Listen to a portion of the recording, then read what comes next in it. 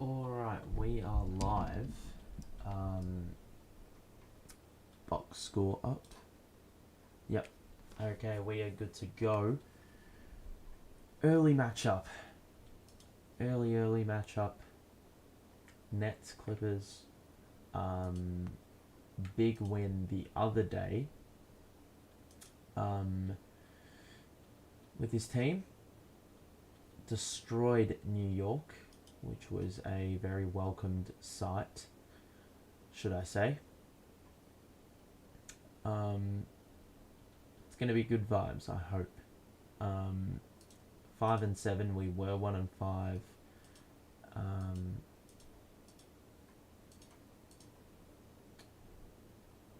on.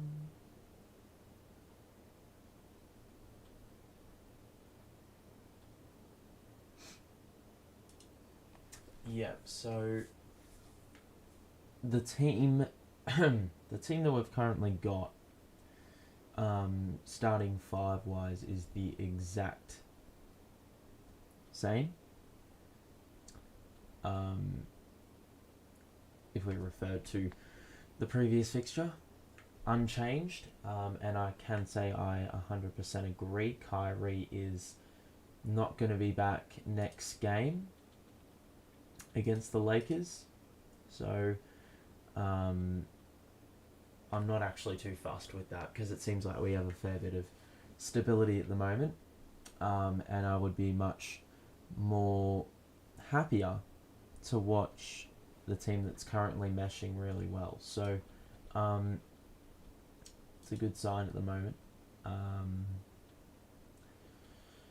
So we'll see how we go today.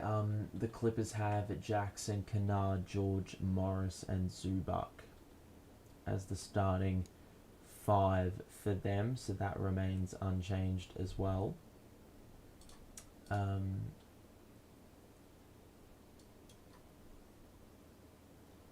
So yeah, this is going to be an interesting one. The Clippers at the moment, they came off a win, I do believe, against the lowly Lakers at the moment. And that win was somewhat convincing. They were threatened a couple times. That will be our next opponent. And best believe we need to probably win that game. Paul George has been the main man for the Clippers.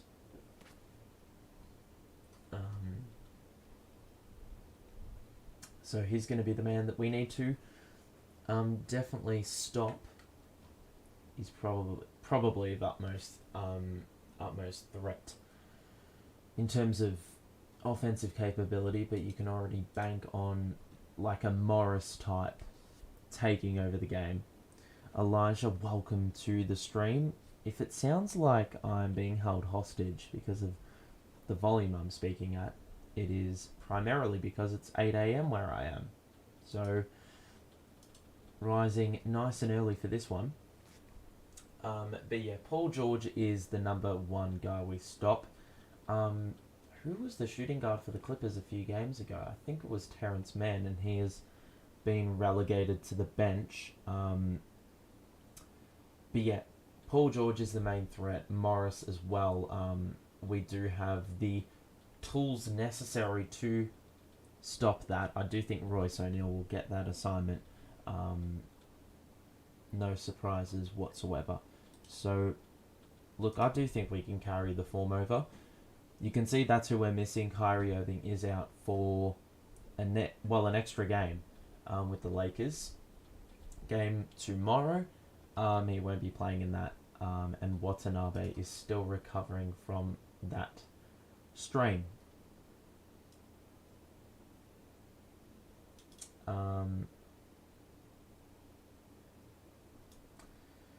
Lamps out, Rooney in. I'm going to talk about that on another video, but man, I don't want to talk about that right now. The Clips should play KD straight up. I do think that if...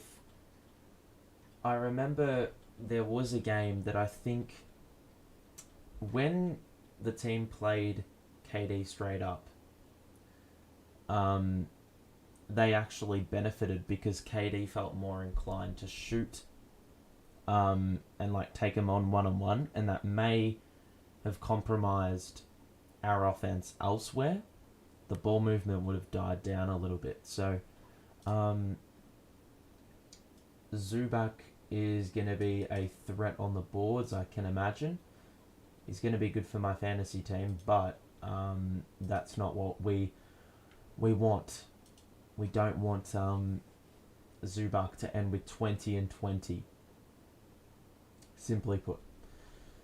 So it's going to be interesting to see whether we can hold our end of the bargain. But I do have faith. I do think Jacques Vaughan has got us playing a really good brand of basketball recently. And, well, similarly, same goes for Ty Lue and the Clippers. So it's going to be a point of emphasis to just make sure that we are strong on the boards, don't turn the ball over. And that's really probably going to be the recipe to success, as was the case a few games ago.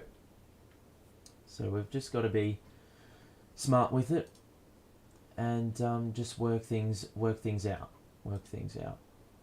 To those who are just joining us now, welcome to the stream.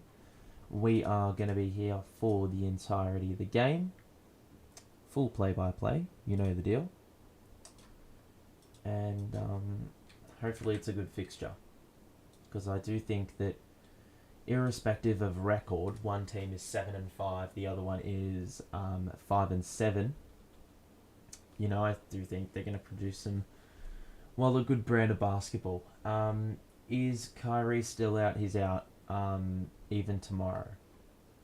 So they've the initial 5 days that they said was the suspension, it's now indefinite, because obviously 5 games was the minimum and now everything else is a bonus.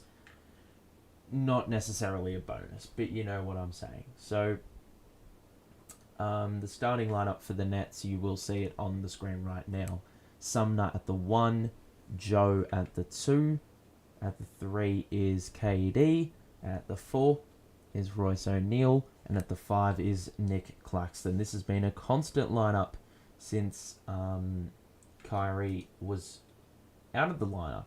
So we're going to see if the good stretch of form can continue, and obviously Jacques Vaughan leading the line. And then for the Clippers, well, you know the deal. We've got George, Kennard, Jackson as the backcourt trio, and then you've got Morris and Zubac. Yeah. Alrighty. We're only a few minutes away. This is a nice early matchup. So hopefully it's, you know, waking up this early was worth it. Not exactly fun, but you know, if we're going to get a good game of basketball out of it, I cannot miss it. Put your predictions in the chat, actually. You know what we'll do? Do a cheeky little poll.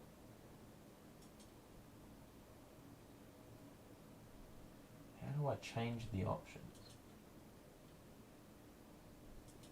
There we go. Ah, okay, this is good. We're just going to have a simple poll. And mind you, I do have this in the community tab, but we're just going to do it here right now. Hang on.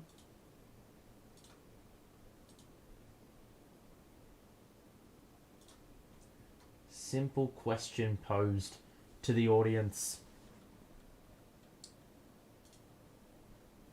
Alrighty. Put your predictions in. And let's see what the final result is. And I'll probably leave it up till halftime. I think that's probably worth it. It's a bit like gambling. You can't bet beyond a certain time because obviously the result's more likely to be guaranteed. Interesting lineup. Defense can cheat off Royce. I don't. Yeah, I mean, Royce has had a really good season. A really good season. He's shooting the ball at a career best shooting clip. He's averaging the most points, the most assists, rebounds not quite, but steals as well is a career best. So he's been, well, very, very good. Very, very, very good. You know? And obviously we did give up a first round pick for him, and at the time it looked a bit, well, a bit stupid, a little bit of a rash decision given KD had asked out about 5 minutes before, but at the moment he's repaying the faith, and we're about to get underway with tip-off. And yeah, currently it is a, well, one team 7-5, winning 4 of their last 5 against the Nets, who are 5-7, and have, I do believe, also won 4 out of their last 5. So, see how we go in this game.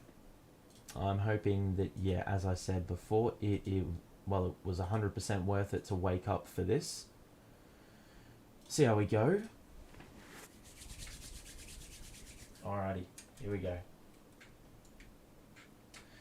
We're wearing the white uniforms. I don't know what the record is in that, but who gives a crap? Who gives a crap? It's all about the attitude now. It's all about the mindset. It's all about how we go about it from tip-off, and that will really dictate how we perform. I do think first quarter performances sets the groundwork for a very strong game, strong performance. Looks like the Clippers are wearing, well, they've got a different court, but I don't think it's a different uniform. It may be the City Edition, I'm not sure. But here we go. Whew. Oh, as if. We won the tip, but they fucked up the shot clock. I don't know how you do that immediately. So now it looks like it's going to be a reset, and instead the Clippers win the ball. And we're underway. So Reggie to Zubac. And now PG to Morris at the elbow.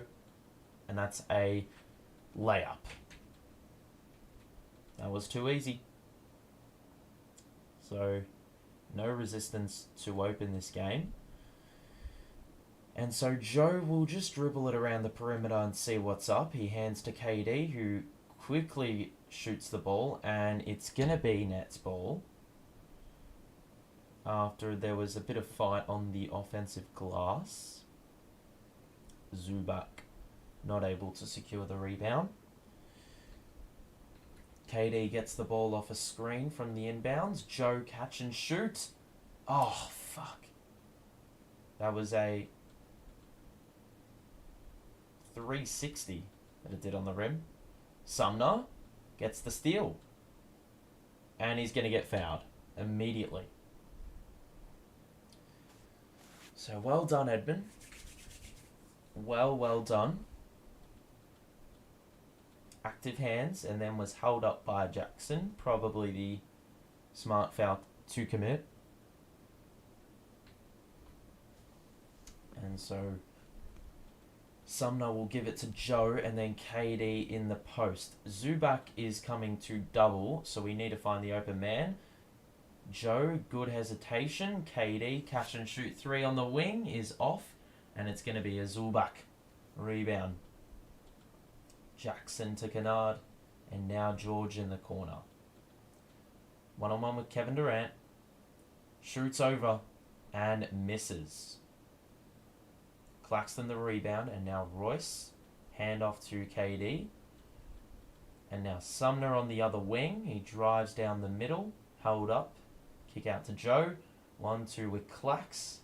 And Joe, beautiful feed to Claxton. And we have our first bucket of the game. Just under 2 minutes in. And it will be Jackson directing traffic. And Jackson nearly lost the ball again. In the end, Sumner, excellent work. Diving for the ball. Wasn't able to secure, but well done. Jackson was just a bit nonchalant. He was just taking his time and could consider himself very lucky that he didn't commit a turnover. And now we are... Oh my God, what is going on? Bit of pinball in there of both Nets and Clippers players from that inbounds play. It will be the Clippers ball though. And it's going to be George picked up by Royce. Claxton one-on-one now with George in the switch. George drives, shoots over, miss. Zubac with the rebound, no surprise. Spin move is off. And it's going to be Claxton who secures the rebound and gives it a KD. So a few misses to begin this game. Royce O'Neal on the wing. Off. Zubac with the rebound. And George now will do the busyness facilitating. He's one-on-one with Joe Harris. Drives, tries to muscle his way to the rim. And that's got to be an offensive interference.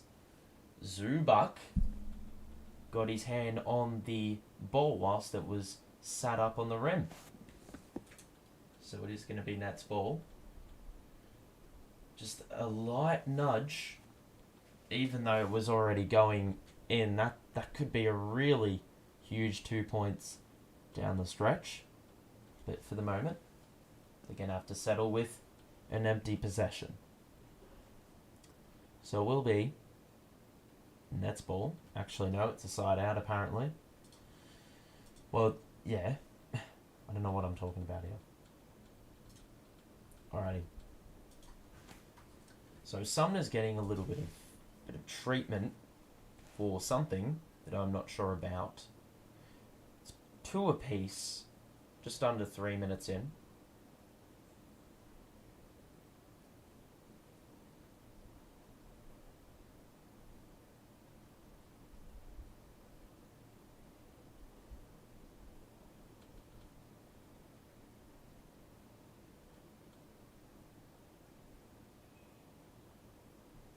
Alrighty.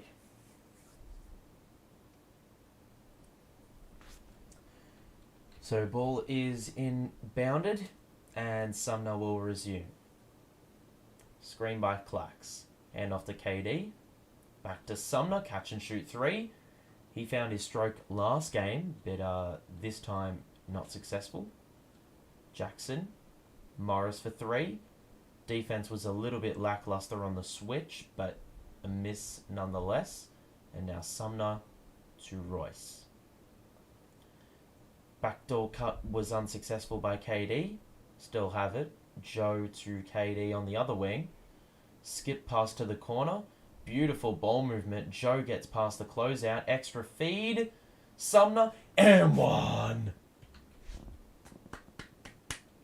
Well done. That was well thought out, that. You got the ball pinging around from one end of the court to the other. And whilst it didn't directly lead to the score, it was because of that ball movement that Joe was able to, drive it into the middle and draw defenders, and that's how we really got the bucket there. So Jackson now will bring it up. Sumner guarding. And guarding pretty well. George, hand off to Kennard, and now Jackson. Kennard for 3. Good shot by Luke Kennard. First shot of the game, first make. So KD. Screen, you got Joe wide open. Pass to the corner, Sumner, they'll let him shoot that, but he knocks it down, and he has shown a capability to do that in the last few games, and the lead is 8-5. 4 minutes elapsed. So Jackson will turn it over. No, he won't. Could not save the ball. He read the pick and roll.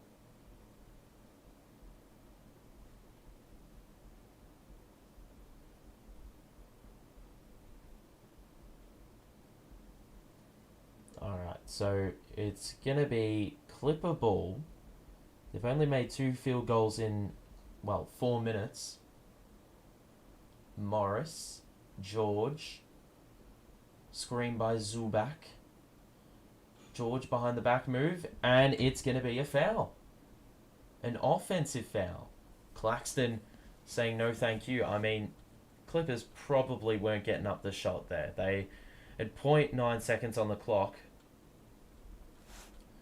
It's a bit of a mysterious one, that one, but regardless, it's going to be Nets ball, and Sumner's got it. At the logo, the screen arrives by Claxton, and now KD will get it in the post on the left, in the left corner. Royce drives. Nice little Euro, and he somehow missed it. Don't have any clue how that happened. Kennard, excellent stuff, Sumner. Forced the steal. And here we go. Transition threes. Joe, that was well left. And Zubak with the rebound. So a lot of missing early in this contest. It's been more fueled on defense. George, spin move. And that is excellent defense. George wants a foul. And in the process, we nearly turned it over. Royce, Sumner, he had Joe wide open top of the key and didn't even hit the rim. We've got to start driving to the cup. I mean, Royce missed one. Zubak under the basket. Scores over the top of Joe. But like a few possessions ago when we drove it with Royce, very unlucky to miss, but, you know, it's clear there's an opportunity there. We need to capitalise. KD shoots another 3. He's fouled and got it! Got it! Jesus Christ, KD. You silly, silly man. You should not be allowed to do that. Okay. Ball movement is beautiful. Could not say anything more. Not enough shooting on the starting lineup. That is a very bold call to make with KD there. Royce and Sumner have to make uncontested 3s. Sumner's only had 1 uncontested 3 and he's made it. And Royce hasn't had a 3 yet. We'll have a look at the box score.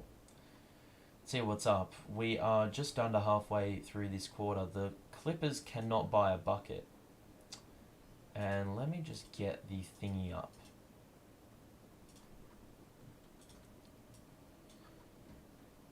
And you can see KD's got 3. It's Sumner that's got 6 to open. He's had a 3-point play and he has scored a 3-pointer. Actually, Royce may have had an open 3. I'll take that back. But Joe with 3 dimes in the first 6 minutes. That is a positive. Very nice positive. Actually, I do need to turn off this fan because it's keeping me really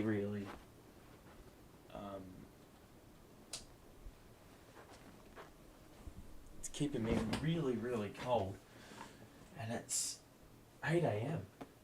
so the cold is sort of compounding a little bit. Anyway, that's the situation for us offensively. We are shooting at 4 of 12 and 2 of 8 from 3. So we've got to drive it. We have to drive it a little bit more. You can see the Clippers right there. 3 of 8 and 1 of 2 from 3, but they have really had a bit of an issue with looking after the ball in the early going. If we look at the turnover stat, if it's going to let me go there, they've already got 4 turnovers and we haven't even hit the halfway point of the quarter. So, basically this month, we've allowed the least points in the league, given away the lowest field goal percentage, and a 5th on 3-point percentage, and we were the most in the NBA. Hold on. Is Seth available? I do believe so. Yeah, but you know, it's been a defensive transformation with Jacques Vaughan at the helm. So we've got a few substitutions. We've got John Wall in. We've got Terrence Mann in. So they're playing a small ball lineup. And that will force Claxton to pick up Morris. So Wall. Mann's got a lot of explosiveness. It really looks like he hasn't been injured. Kennard potentially was fouled, but that is idiotic. Royce threw it to Sumner, and Sumner lost it out of play, and we had the numbers too, so that's a bit of a killer. Oh my goodness. So, out of absolutely thin air, John Wall has travelled under no pressure from the side out, and that's already 5 turnovers. Yep. Yeah, he just walked with it. That's poor. No complaints by him. Skip pass by Royce. Sumner drives. Extra feed. Clax pick it up. Somehow regathered Sumner from the corner. Him and Watanabe have made a living at the corner. And that's the second 3 for Sumner. Second consecutive game with 2 or more threes. George shoots over Royce and he misses. 14-7. KD to Royce. Transition. We're going to get 2 shots. And some good transition ball movement. KD getting it ahead with no hesitation. It's what you like to see. And so it's going to be 2 shots. Royce shot the ball with the offhand. He's going to be short on the first free throw. We are in the bonus. Shit, we're on 15 points. Luke Kennard has 2 fouls, and that's not ideal considering, provides a little bit of versatility with his 3-point shooting. Probably one of the best on the team for the Clippers. Seth Curry checks in for the Nets. For Joe. Fairly a like-for-like replacement. Except in size. Royce converts number 2. Splits the pair. And it is a 9-point lead. Held the Clippers to 7 points in about 7 minutes, which is really good work. John Wall just lost the ball. Going up for a layup. And Sumner's played some really good defense. Royce is going to... Nope. He's not going to shoot the 3. KD, guarded by John Wall. You got to exploit this. Kick out of Sumner. Back to KD. Edge of the paint. Seth in the corner. Back to Sumner. 6 seconds to shoot. Sumner navigates through. Missed it. Knew he did. And now it's going to be a, Clippers ball on the side after Sumner tried to chase up his own rebound. So we have done a very, very good job of, stopping the Clippers. And I did say at the start of the game, we've got to set a precedent with being able to force turnovers, not doing any of our own, and getting stops. And, here we are with just under 5 minutes to play and only 7 points for the Clippers. Another block by Clax. Great help defense. KD transition, bounce past the Clax, and it's going to be Clipper ball. They got in the way, but weren't able to retrieve the ball before it went out.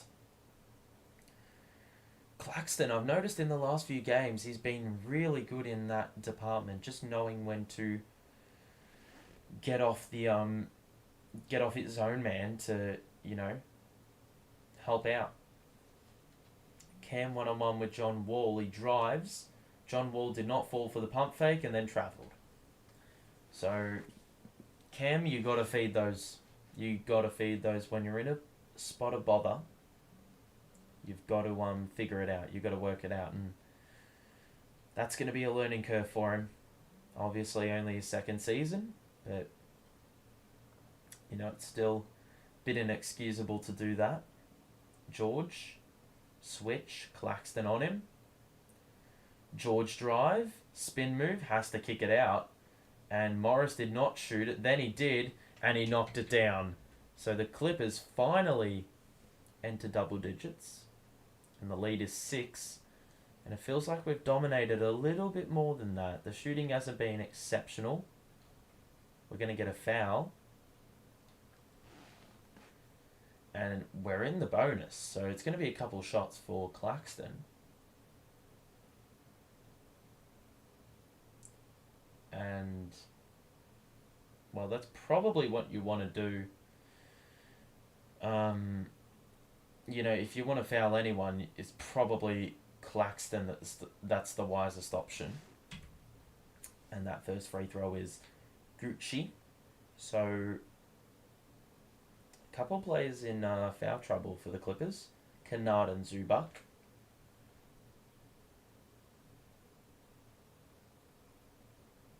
There's a technical foul on John Wall. I have absolutely no idea what's going on and where the technical came from, but why is Seth Curry shooting the technical? KD should always be on that. Anyway. Claxton converted his first free throw and missed the second. So a bit of a smart play by the Clippers, committed a technical but didn't give away any points. Disrupted Claxton's routine, and Seth also missed. Powell on the drive, missed the layup. Oh, come on, where is the foul there?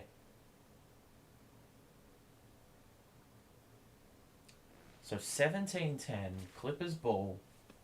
Seth Curry committed an over the back, I do believe.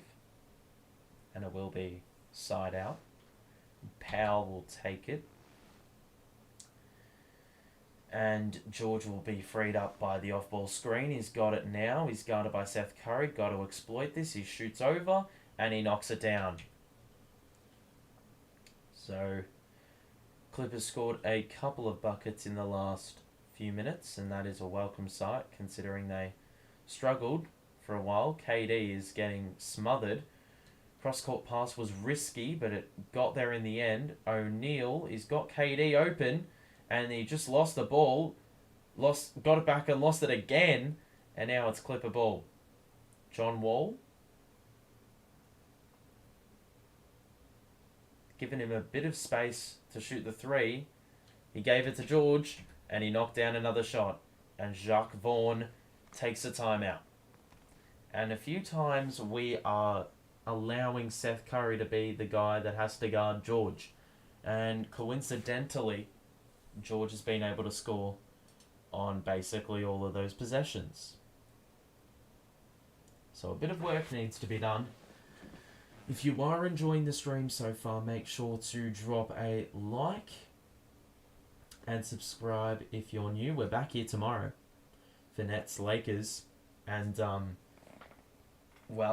it's a bit of a circus in LA at the moment, have to say. And look, if there's one team that's going to give up an opportunity to win when the opportunity presents itself, it's probably the Nets.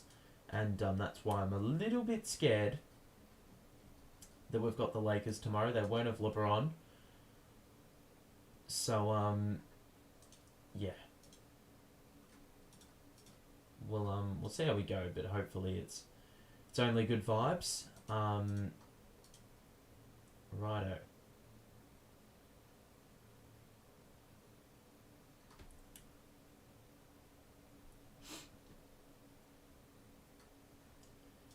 Let's just have a look at the box score, actually. I didn't think to do that. And Clippers have 6 turnovers, man. but we're only up 3 because we've had a few turnovers of our own. You can see George is not the high man. I thought he was. He has hit his last couple shots though, and Morris also was 5. And for the Nets, you can see no scoring off the bench as of yet. Sumner has scored 9. And on good efficiency as well. Clacks with 5 rebounds, 3 assists to Joe. Bit of work needing to be done though, I do have to say.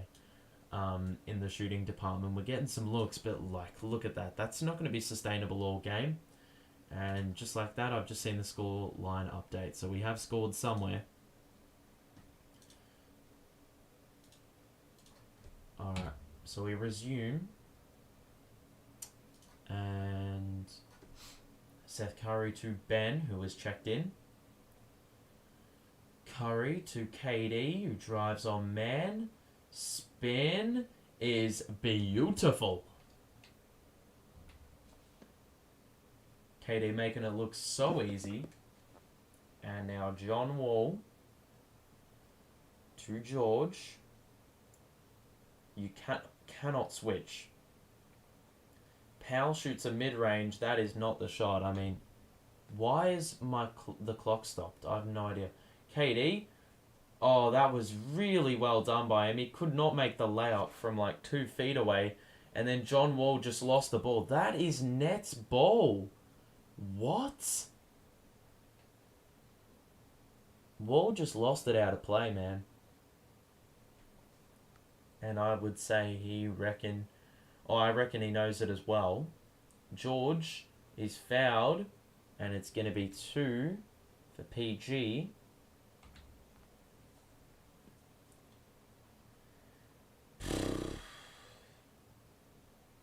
I'd say we've done a fairly good job defensively, though. Like, it's been a very good shift. Offensively has been the struggle.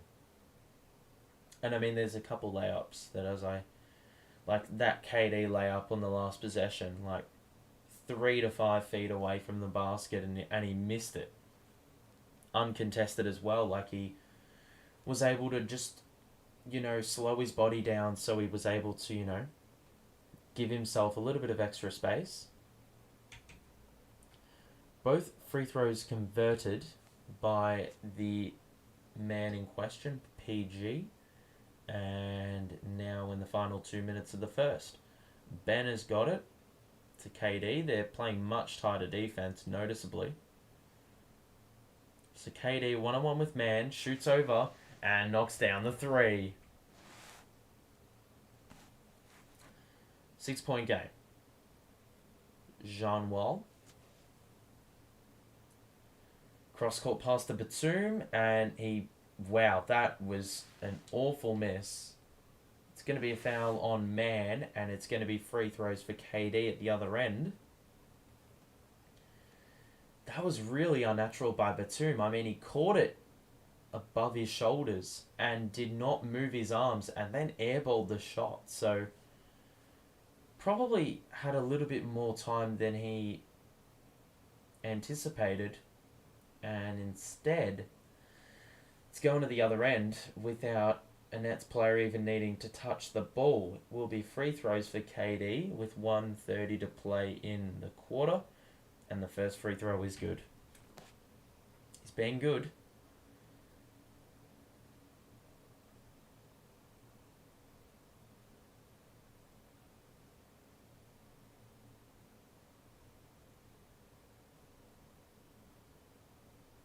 Second free throw is good. Perfect trip.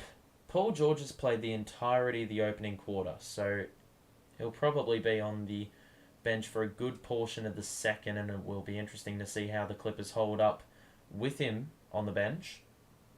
Meanwhile, he misses a 3. Nets have the ball. KD down the middle, extra feed Simmons, good catch. Missed it, got the rebound, back tap through KD. Cam gets past the closeout, misses the jumper, and then... No! What the fuck is... What are they looking at? That easily went off the Clippers, man. That's the second time in the last 2 minutes, but Wall gets past Ben. KD with the block. Ben, transition. Curry, catch and shoot. Rattled around the rim and off. So Clippers 2 for 1. Powell got tripped up. And I do think that's the first foul in the last few minutes. So will be a side out. Ben, I swear to God, he's got to be a little bit better in keeping John Wall in front, you know. So with 35.5 to play in the quarter. Let's see if they get the 2 for 1. John Wall for 3 is good. You can't give that. John Wall is not a great 3-point shooter in his career. So 24-19, we've got one shot at it. 8 seconds between shot and game. KD, Royce, gotta shoot it. Spin move, Royce. Oh. Every single one of those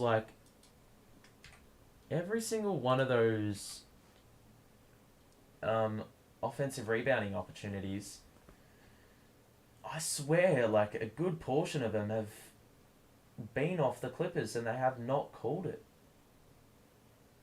So Cam to the bench, Claxton in, so is Sumner.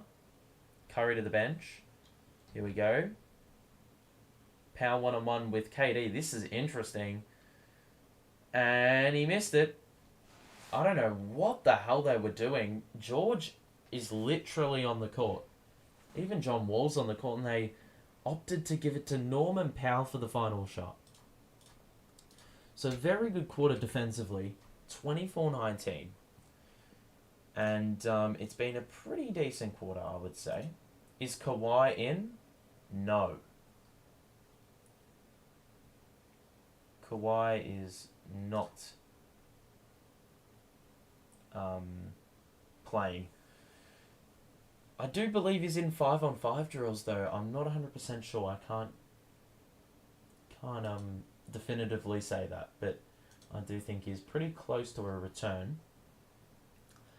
And knowing our luck, it would not have been a surprise if he returned in this game, but lucky for us, that wasn't the case. Box score time, baby. And the shooting is still shit. There it is. In all its glory. KD's got 11, Sumner's got 9. The bench has not scored. We're going to need a little bit more involvement from the role players who can't really buy a bucket at the moment. And then the Clippers, I reckon the same can be said. We've only had 5 assists. But that said, we've only made 7 field goals. So that's a pretty good percentage, if you ask me. The Clippers, PG's top scoring was 6, but he's 2 of 7. And they too have struggled from the field. And also only had 6 assists. So it's been a little bit of a struggle for both teams offensively. And look at that. I mean, John Wall, who I would say is a better player on the interior, has only made 1 shot, and that's from the outside. So haven't been awful defensively. Especially on the interior, the help defense has been wonderful. So we'll see how we go for quarter 2.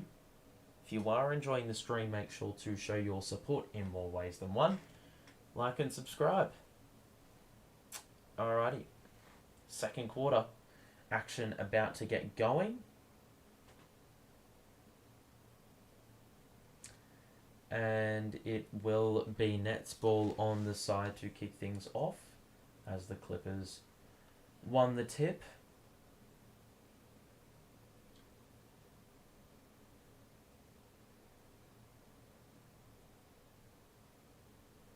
So Ben and Patty Mills is also in the game for his first action of the contest. We've got a really small lineup. What is this? Seth Curry, mid-range, is good from the elbow off the screen, set by Ben. So we've got Cam, Seth, and Patty on the floor, and Joe Harris. So this is a really small lineup. And this is sort of correlating with the small ball lineup that the Clippers are rolling. Zubac, Batum, extra feed. Terrence Mann is off for 3. And now Ben Simmons with the rebound. He pushes it ahead. Joe to Patty. Gets past the closeout. Kick out to Seth. Top of the key is guarded by Zoo. Back out to Cam. Spin move. Over the top is off. And it will be Terrence Mann who pushes the pace. Held up. Jackson for 3. Close out by Ben. Jackson knocks it down. That was a pretty big defensive breakdown there. Should have never happened. And now Curry catch and shoot is off. Hits back iron. And now Reggie. And a turnover on Reggie Jackson for a carry. You don't see those paid too many, or you don't see too many of those paid very often. So Ben will bring it up at 26-22. Net lead. Patty Mills. 3. Good. Top of the key. Like cash nasty. And now Reggie to Norman Powell. Guarded by Seth. Screen arrives by Zubac. And it's going to be a blocking foul on Ben Simmons. He was trying to close out the outlet. Close down the outlet. This is going to be interesting because you know how many times we've been critical of the coach when he rolls out a lineup this small, because defensively it offers nothing or much less, but that's some good defense there, and it's going to be Clipper ball again. So 29-22.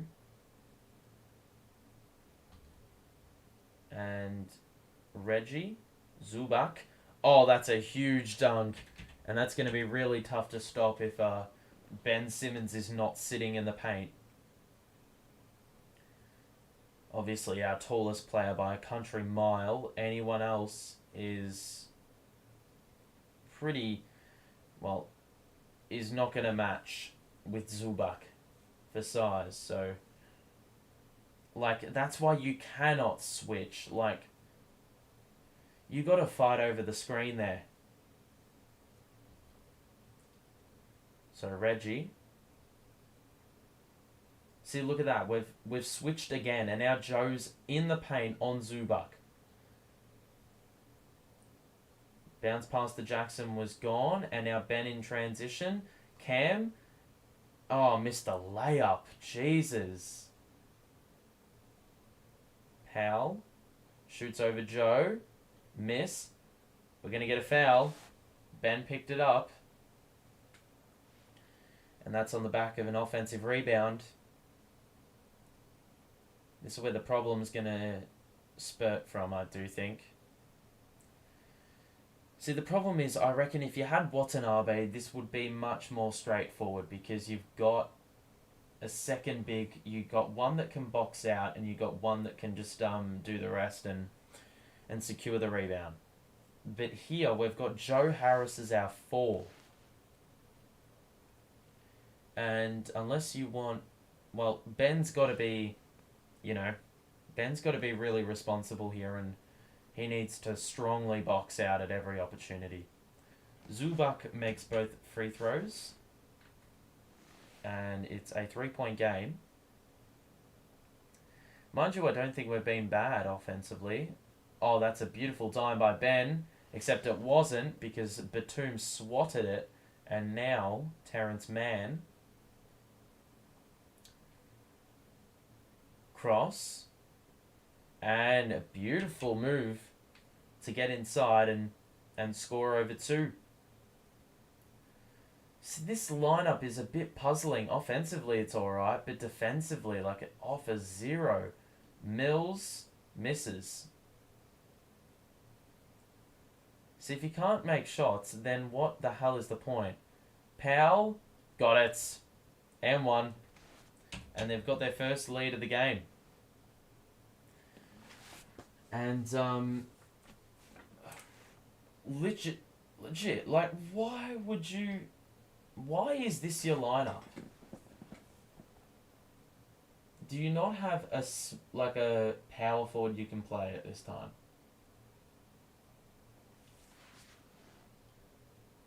I, to be fair, would much rather see Morris minutes than see Joe at the 4. So Cam to Ben and Seth Curry partially getting denied. He shoots the midi and he scores. He's the only source of offense at the moment. We need to get stops though. Last few possessions hasn't been the case. Power kick out to Man. Trying to navigate through. Shoots a pull up mid range and that's well long. And Ben Simmons with the rebound. Ben to Paddy who went to the corner. He drives and kicks to Joe. Beautiful pass. And he's off. He's got to score those, Joe. Man for 3. Off. Joe rebound. Ben transition. He's got Seth on the wing, who hesitated, and he passed to Cam in the corner. Kick out to Joe, top of the key. Yes! And we're going to get a timeout. 3-point lead. 34-31, the scoreline. So, I'm not sure if I'm for or against what's going on right now, but the lineup is a bit of a question mark, but the offense isn't too bad. The 3-point shooting obviously is there. You've got, 4 capable 3-point shooters there. 3 capable and then 1 that can take it off the dribble and score mid-range more often than not as a go-to. This is the situation for the Clippers at the moment. You can see what's going on here. Zubac has 6 points and 7 boards already, which is a little bit of a problem. The bench is really lacking shooting presence. Like, the percentages are pretty shit. They have increased their field goal percentage. Having said that, we're getting out rebounded by 3, which I thought it was going to be more of a lopsided number. Curry has 4, and Paddy's got 3. Joe hit his first 3 of the game. So look, in these minutes without PG, it's been alright. We've capitalised on the opportunity to also rest KD in that time.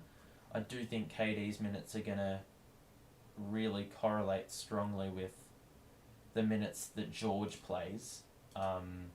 We can probably afford to send him to the bench when the Clippers, obviously they don't have their focal point on offense, and if we want to win, KD's probably going to need to be on the court at the exact same time as,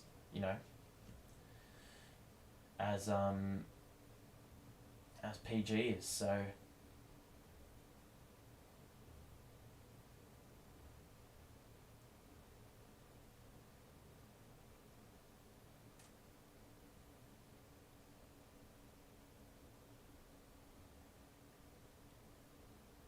alright.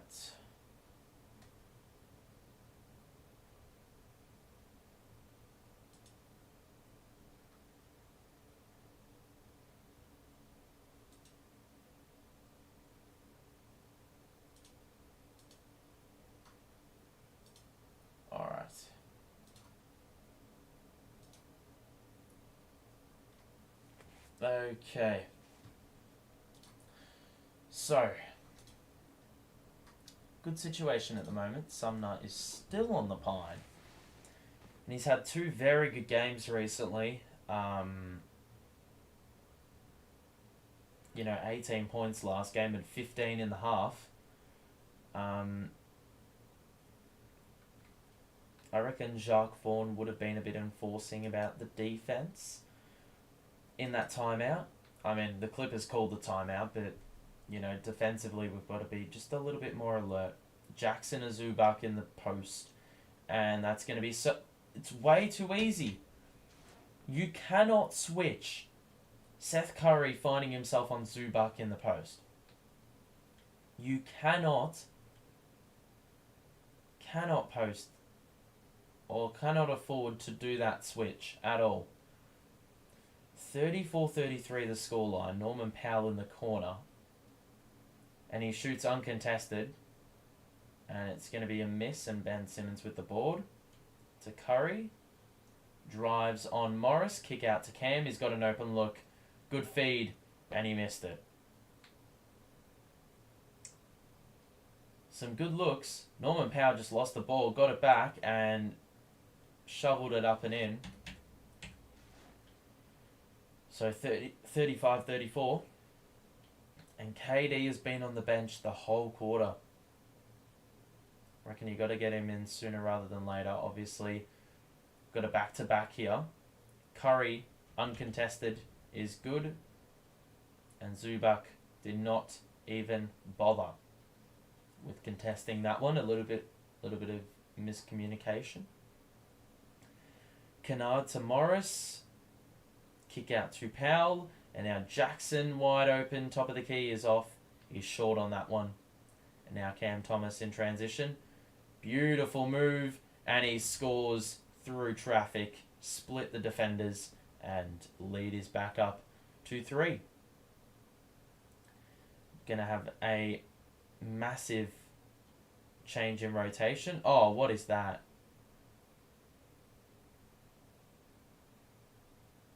Simmons picking up the foul. We're going to get 4 players back into the game for the Nets.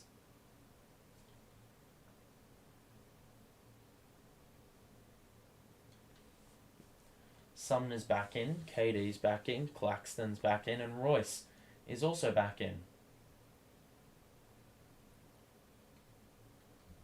Zubac to Jackson, and now PG 13. Feed to Zubac. Oh, gee. He was close on scoring that one. And there was a fair bit of help on the interior there by the Nets, but Zubac just kept the ball high, and it was always going to be difficult for us to stop. Why is Cam still in the game? Bit confused. If anything, I would have rather Seth stay in the game, but whatever. Zubac for a free throw. He missed both free throws. So 38-35. Royce is just going to shoot a wide open 3. That is ridiculously poor defense. In a half-court set, very early in the shot clock, had a completely wide open look. It's a bit mystical, that. And now Jackson had to pick up his dribble to George on the wing. Guarded by Cam. Got to exploit this. Shoots and misses. And Royce fighting for the board. No. Whoa. What is that for?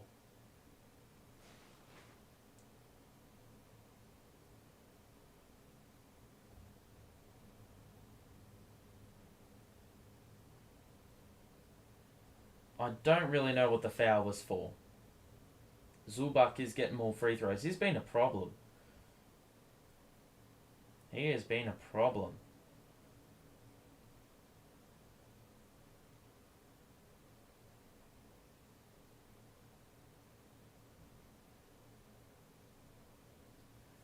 So he makes the first free throw, and the second coming up now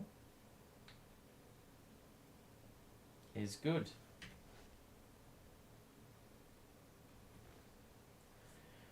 So a 4-point lead for the Nets.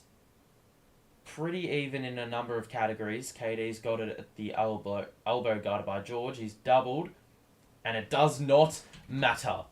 Gets to his spot and knocks down a 2. Jackson to PG. Zubac is going to get it again. Post up KD. And we're going to get an offensive foul. So as much as he's got the size mismatch, you know, that can also be a little bit tempting or too tempting for his liking. Because you can get a little bit overly aggressive. Play resumes with Cam. KD with the screen. He's got to get it here. He's got Jackson on him. And shoots over him and scores again. And the lead is up to 8. John Wall.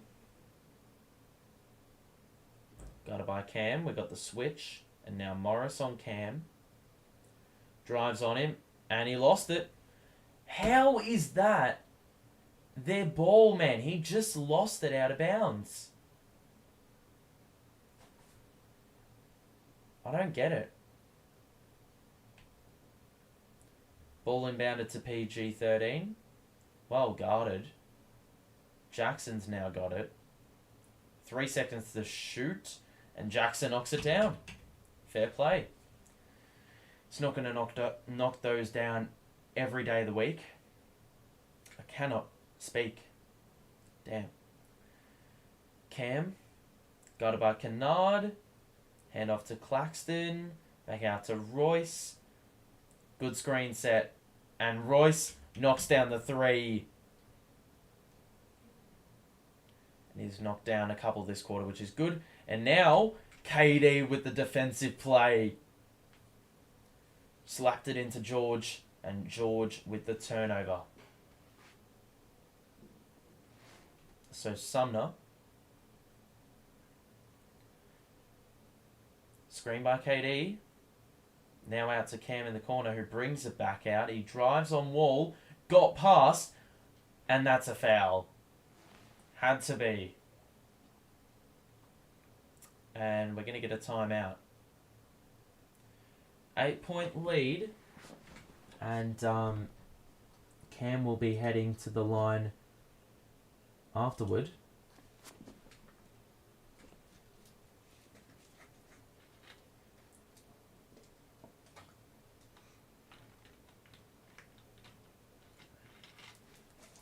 Alright. So we're doing alright. We're doing good. We'll have a look at the box score. And you can see KD's got 15. Royce has hit a couple threes in the last few minutes, which is a plus. Sumner's got 9. Curry's got 6. So offense isn't really the main point of focus. I mean, KD's been really efficient in that regard. But, you know, the shooting percentages have really gone up this quarter. The Clippers, I mean, Zubac is their highest scorer, which is saying a lot. George has only got 6. Shooting the ball poorly. I mean, in a game like this, if he shoots poorly, you would almost, you know, already have the result before the game even starts. If George keeps going at this pace, you're not winning.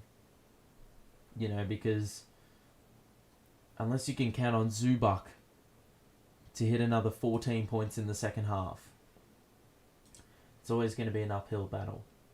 So, if you are enjoying the stream, make sure to show your support, like and subscribe. We're back here tomorrow for Nets Lakers. Should be a good game. Should be an exciting game. Westbrook's playing some better basketball. Off the bench. But the Lakers are in a bit of a rut at the moment. They've got the equal worst record in the league, but they cannot get Wembanyama because the Pels have the pick. What a joke. Believe it was the Anthony Davis trade that has put them in that predicament. So, sucked in LA. But right now, we're worrying about our game. And the score is 48-40. And it's been a good defensive performance in this one. KD, the high man. 15 points. It has not been about offense, though. It has been about defense. We've forced turnovers. We've made life difficult at times. And we have an opportunity to get the lead up to 10.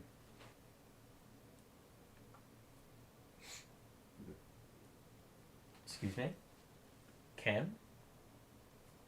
Free throw is good.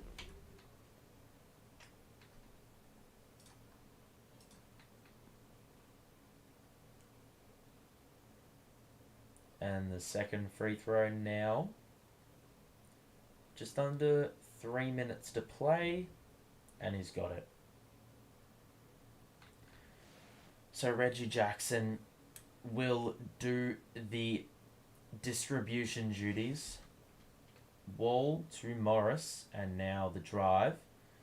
Shoots over Cam. Missed it. Get the rebound. No, he doesn't. And now George for three. Missed it. Would have actually counted on him to score that, but unfortunately, it's quite the opposite. So Cam, how is that an offensive foul?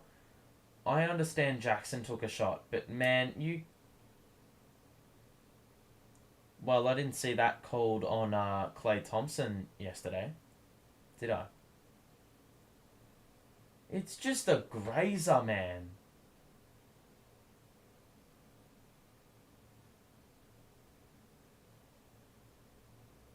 How is that a foul? He copped a shot, I understand that, but yesterday, Okoro got flat out decked by Thompson and they didn't call a foul. You know, and this one was a grazer and it was a foul.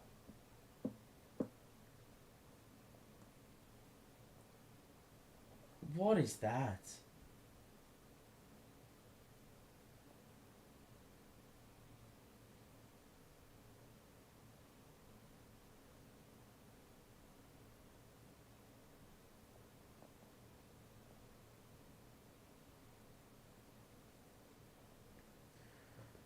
That's only turnover number 4 as well. I feel like that's been a real point of focus as well with Jacques Vaughan. We've been much more responsible with the ball. None of this bullshit working things out on the fly because we've actually got a plan, which is always a net positive. So John Wall facilitating. Jackson drives. Forced to kick it out, and they nearly turn it over. It ends up in the lap of Wall, and now he gets past and kicked it out to Morris for 3, who knocks it down. So Morris has been keeping him afloat alongside PG and Zoo.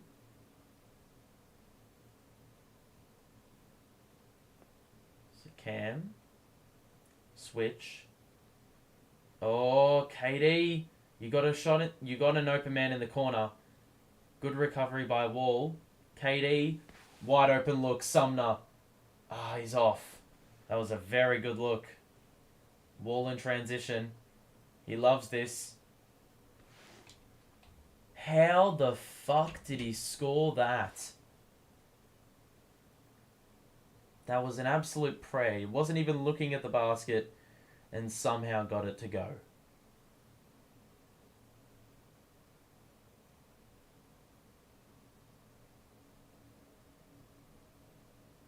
Gee, that's an insane score. Got to give the man's credit. Joe's in the game. Cam to the bench. Batum is in for Kennard.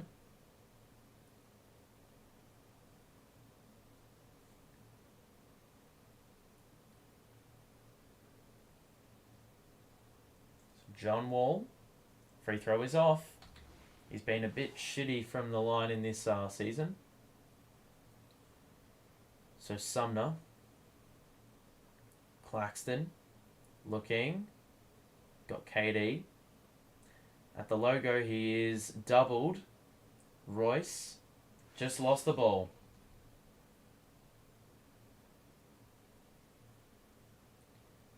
What even was that? They just converged on KD and we couldn't work it out. Always happens that way. John Wall. George drive. KD with the swat. It landed right in the lap of Morris and Batum misses the corner three. Bit lucky. KD. Oh my god, one-man offense. Shot blocked, and now Paul George, who never got back on defense, will now get the bucket on offense. Royce is fouled.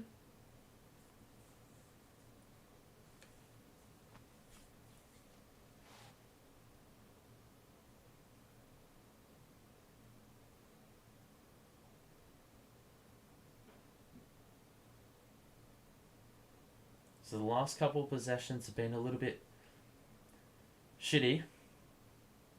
I mean, we're getting free throws here, but even that wasn't made easy. So we've got 46 seconds on the clock.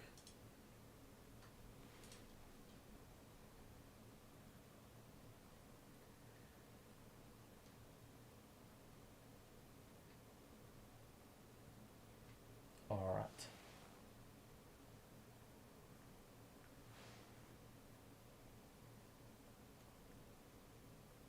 Alrighty.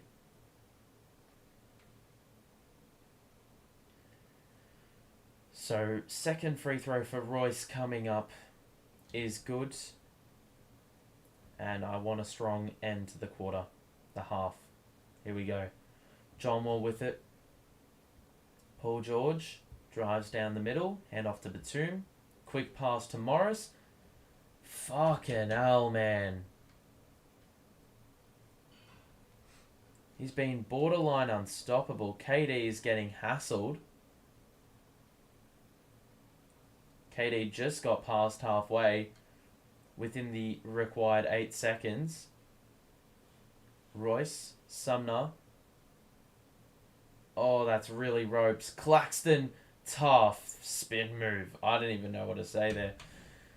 Tough spin move over the top of Batum. And now we've got one possession to watch and witness. Wall, drive, lost it. Jackson, turnover. Shoot at Royce. Oh! It's nearly a score off the glass from half court, but I take that. 54-50 at the half.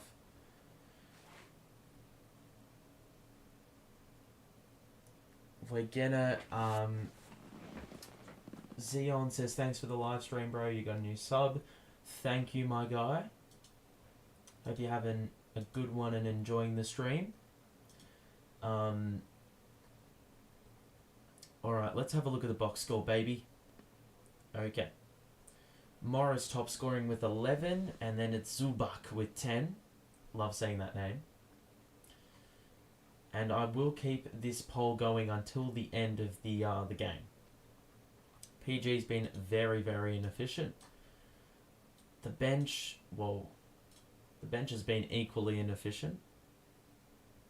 But overall, not shooting too bad. The Nets shooting a little bit worse from the field.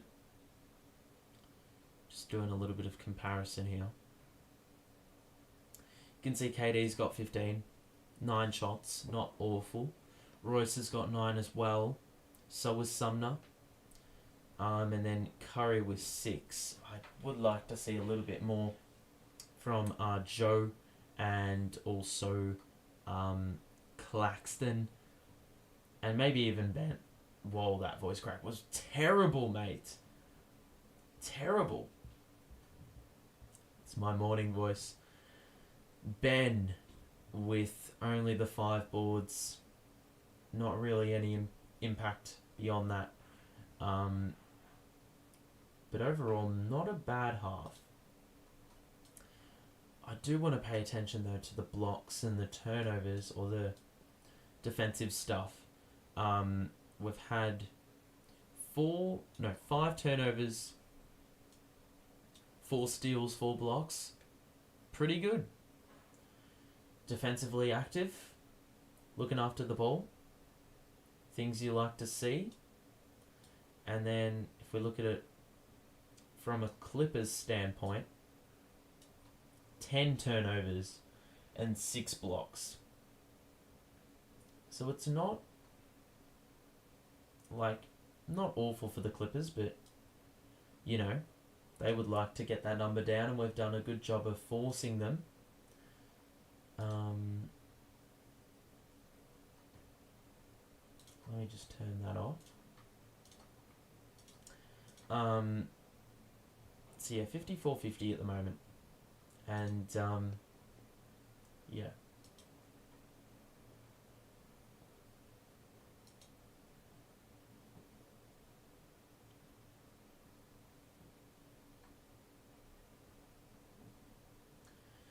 Hang on. Yeah, so at the moment it's pretty low key. I'm happy with that half. I do think offensively we will do a little bit better in the second half. We still scored 54 without really getting, scorching. Ball movement was pretty good at times. And yet other times it was lacking, but that quarter it sort of picked up a little bit in terms of offense. Do think that offensive rebounding or protecting our own glass is probably a point of focus. Prevent those extra opportunities that the Clippers are getting. Apart from that, I'm not too fussed.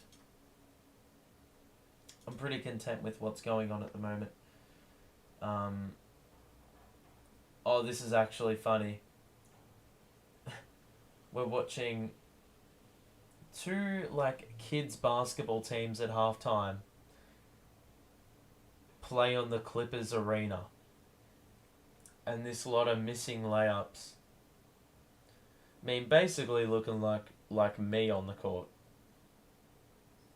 But yeah, points of focus for the second half. Keep the turnovers down. Make it difficult for the Clippers to score. Protect the glass and don't let PG catch fire. That said, if I say I don't want PG to catch fire, that doesn't mean Morris should. Yeah. Because Morris looks fairly threatening. I mean, he's got, He's got 11 points and 4 rebounds, and he's shooting it pretty well. So, probably should just be a little bit tighter.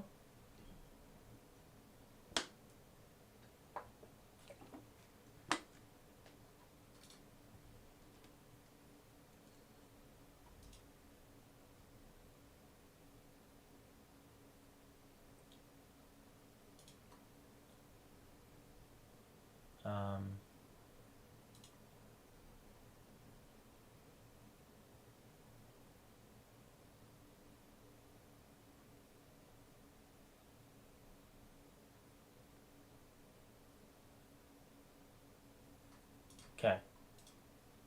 And I don't think there's much going on around the grounds as well. This is an early fixture, so it's not really anything to, other games to look at and whatnot. Yeah, because the next game starts at 10. Actually, what we'll do, that poll is over. I'm going to end that poll. And, chat says that the Nets are going to win. Let's do another poll.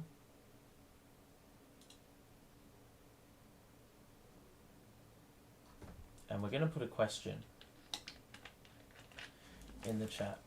A simple question. Hold on.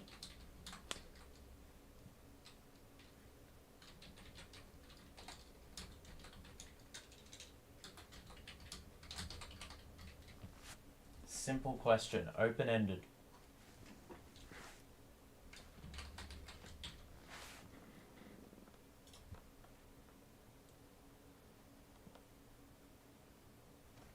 Beautiful. Beautiful. Alright, we've got a question. And now I want to see some answers.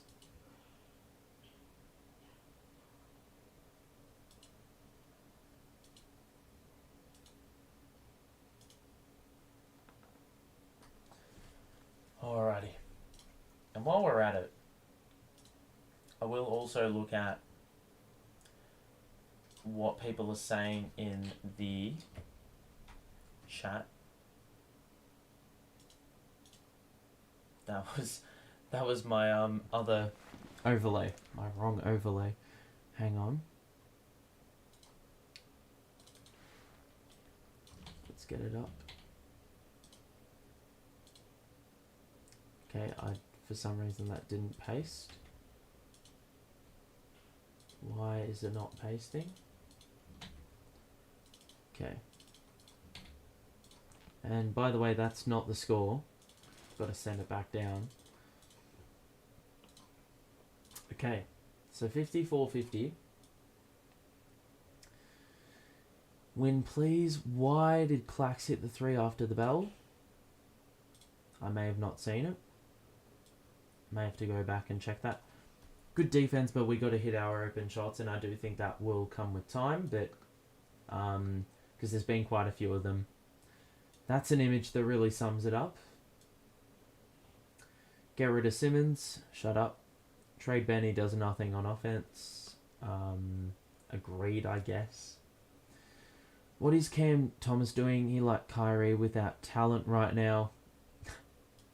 I mean, the fact you put Kyrie in the same sentence as Cam Thomas is a compliment, even though you weren't intending it. Hit open shots more Clax when Zubac is sat down. That's a very good point.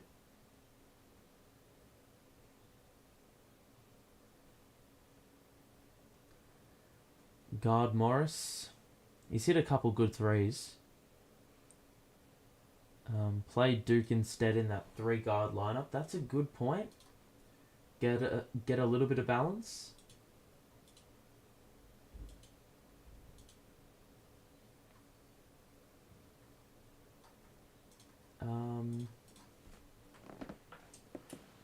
What was I gonna do? Oh yeah, that's it. I need to go back and just see this supposed 3-pointer that Claxton made.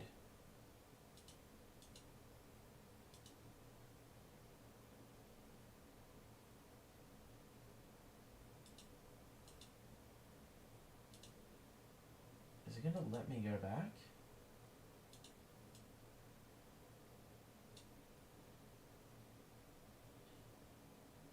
Skip forward. Okay, let's have a look. Let's see him hit the 3. Oh my god, he actually did knock down the 3 wide open. And with that, I've basically got to say that Clax, you need to shoot the ball.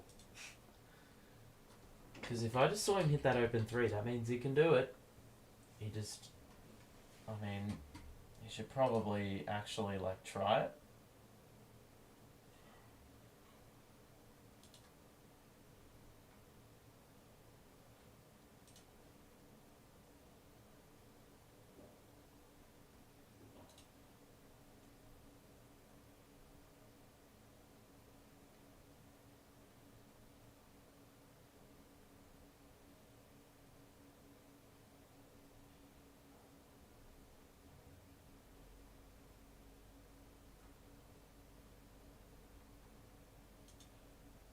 Alright.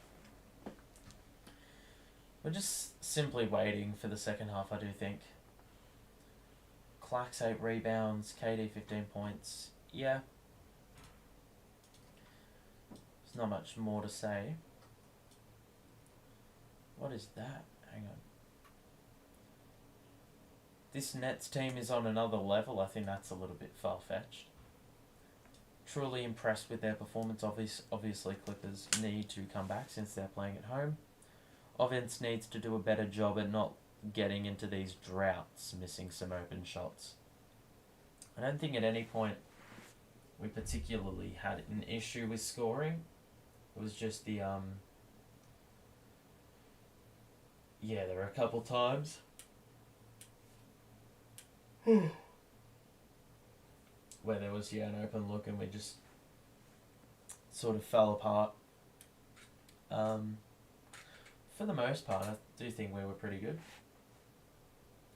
Gee, watching this juniors game, this guy is a rebounding master and he cannot shoot a layup for his life.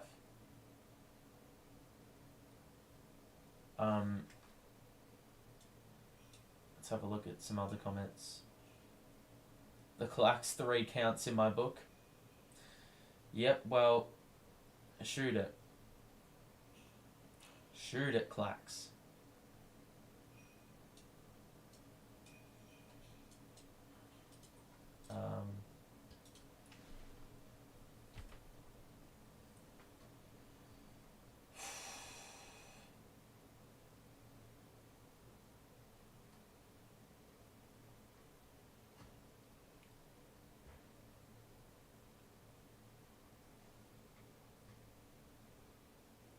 Damn, looking at some tweets here. Claxton at the 5. We have a net rating of plus 14.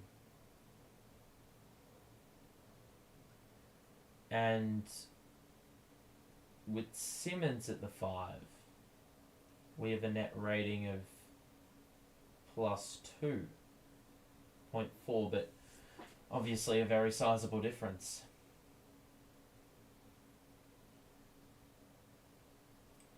Clax has been such a good player this year. An exceptional player.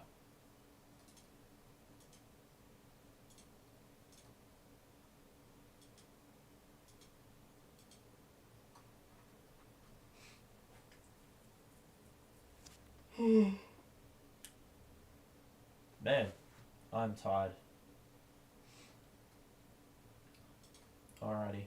Second half's got to be close, you'd think.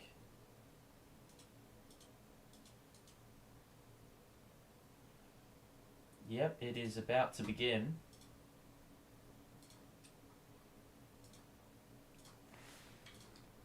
Alrighty. Here we go. The third quarter is about to get underway. And keys of the game second half. No turnovers. Continue the same energy defensively and start making open shots. Sumner. KD. Closely guarded. Claxton, you got Joe in the corner. Pick your choice. Joe's got it. Pick your choice. That doesn't make any sense. 57-50. Opening basket of the half comes within the first possession. Zubac to Jackson. And now George for 3 over KD. Got it. Quick response. And the lead is 4. So Sumner. Screen by Clax. Got it. KD in the post now. Turn around. KD with a score over 2. And if he didn't score it, Claxton, best believe, was there for the putback. So Morris. O'Neal took a shot. Jackson. George getting picked up by Claxton. That's long by Paul George. Zubac with the putback. Man, that's really killer. Got to box that out. We had 2 under the basket. One needed to box out and the other needed to secure. KD. Screen by Clax. Bounce past 2 Clax. On the drive. Missed it. And Paul George with the rebound. Jackson. To George. Top of the key. Morris on the wing. O'Neal fell for the pump fake. And then Morris scored in the mid-range. And the lead is down to 2. Sumner on the drive. It's going to be a travel.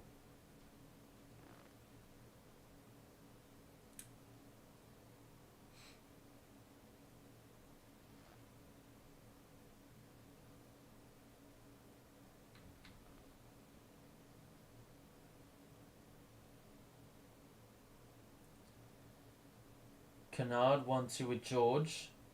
Drive on Joe. Claxton good contest. Miss and rebound. And now in transition, Royce. We're going to get... What was that?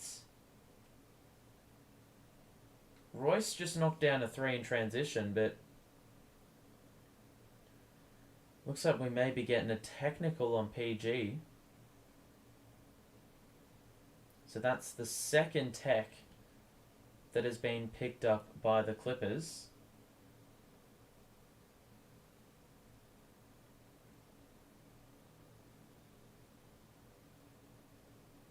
That's the second time that George has done that. Sumner. KD in the post. He's doubled. Oh, for fuck's sake, man. Every time the zone arrives and he always passes it to no one. Kennard for 3 wide open. He's off. And it's going to be a foul in the other direction. Why is an alarm going off at 9:30 in the fucking morning? Jesus Christ. That's Zubac's 4th personal foul. And it would just be great if it didn't sound like a bomb was going off. So Sumner to KD. And now Sumner again drives. Bounce pass to Claxton. Good move. And score off the glass. So Jackson, a screen. Now Joe on him on the wing. That's a nice cross. Zubac in the post. He's doubled. Bounce pass to Jackson, and now Kennard for 3. And he set the feet and scored again. The threes have been a bit easy for the Clippers early in this quarter. They're noticeably getting a little bit more open, which is not favourable. KD 1-on-1, guarded by Kennard. He drives to the corner. Sumner, got to hit those. Missed it. Claxton nearly the rebound. But not. And now George. Drive on Royce. Pulls it back. And there's going to be a foul. And there's going to be a couple shots. I don't know what that is. That is not a foul.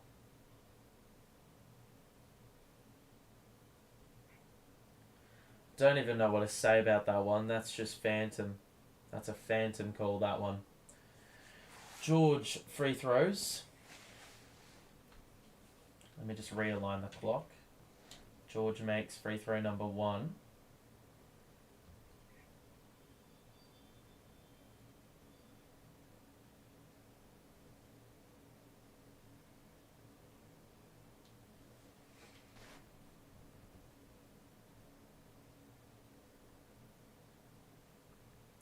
And the second is also good. Lead tied at 62.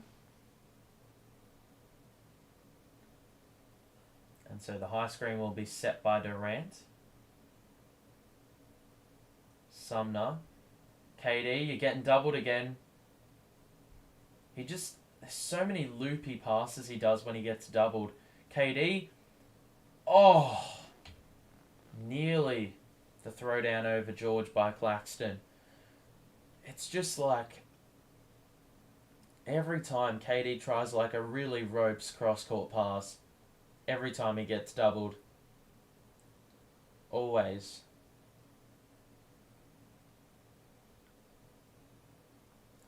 So Claxton free throws. Fucking hell, Clax.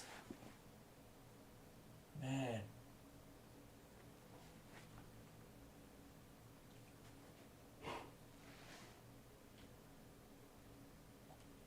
Second free throw's off.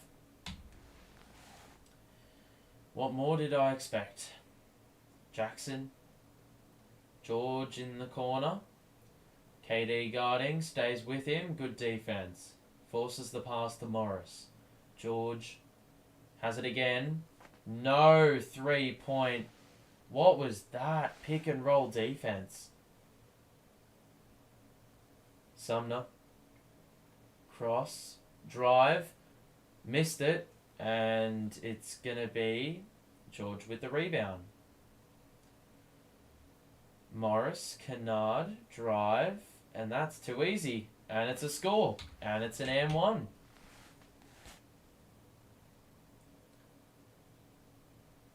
That is too easy. Got past the closeout and there wasn't any help there. And you can probably say that Claxton was a little bit concerned with the presence of Zubac if he committed and didn't impact the play. And there is a make by Luke Kennard to send the lead to 3, their biggest of the game, I do believe. 8-0 run in the last 2 minutes. We've got to get a couple of buckets in here. Claxton. Pass it. Joe. Claxton. This is good defense. Shoot it, Clax. He went himself and he scored off the glass. Clax, you've got to trust yourself more often. Got the Ben Simmons mindset of the back-to-basket approach. Oh. We're going to get a timeout. They were looking for the backdoor cut that George was committing himself to, but unfortunately, ball didn't get there for the Clippers, and unfortunately for the Nets, a turnover wasn't created. Went off Royce O'Neal. Incidentally. So, a 1-point lead. And 6:27 to play in the half. Chris, my guy, I may be late, but last year I remember my own reaction was not aligned with this, with the graphic. So this year I'm actually controlling it manually to what I'm seeing to ensure that it all matches up. As opposed to me, being 2 full minutes behind or 1 minute behind.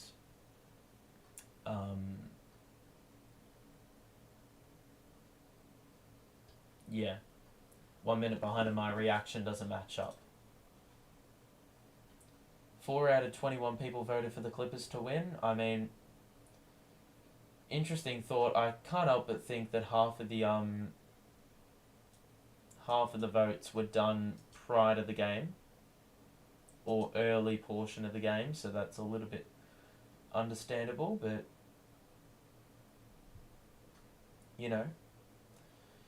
is what it is.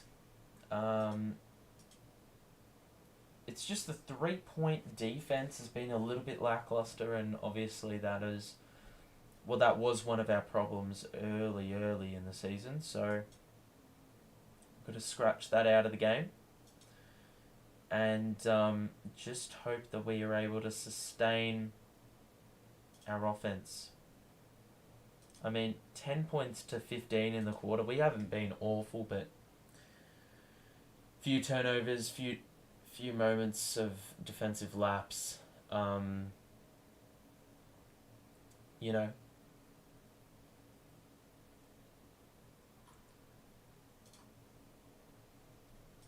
Got a little bit of work to do though. There's a long way to go. 18 minutes. 18 minutes of basketball to play. So, a lot can happen in those 18 minutes. I think this is going to be a close game though.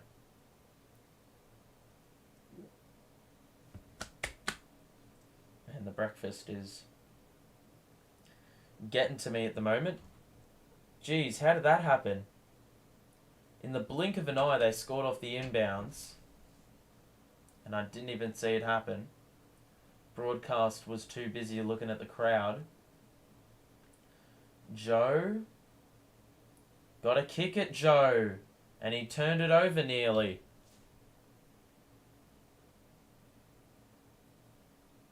Yeah, just literally an alley-oop lob from the side out. You've got to be more... You've got to be rim side. Royce, you've got to block the gateway to the basket and prevent the acceleration, which is not what he did. He didn't put his body between George and the basket. Well, rest was history. KD, oh, that's beautiful.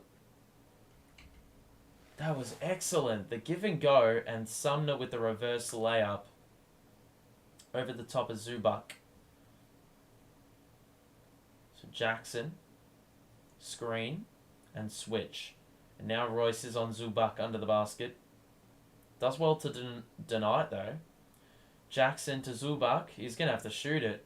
No, he's not. George under the basket. Lost it. Oh, beautiful work by the Nets. Force a shot clock violation.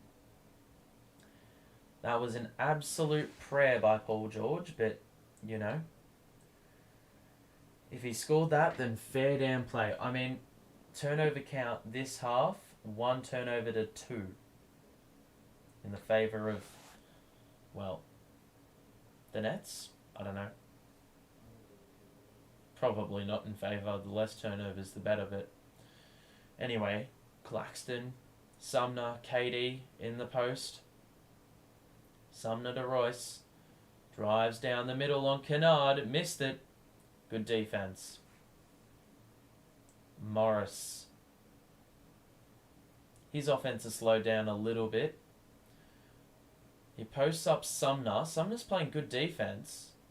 Kennard. Sumner reads the passing lane. Go, Ed. Down the middle. Kick out of KD. Yes. Uh-huh. Let's go. That's all Sumner's points. Defensively, I think he's been excellent. Jackson for 3. He missed it. Long. KD. Goes again. Why are you doing that? Dumbass. Jackson. And now Morris in the post. Guarded by Seth Curry. How has this happened? Good work, KD. Transition points. Seth Curry. You got to make those, Seth. That's a wide open look. In transition. That's got to be an offensive foul. Yep. Durant draws that one. George with the push-off sent KD flying.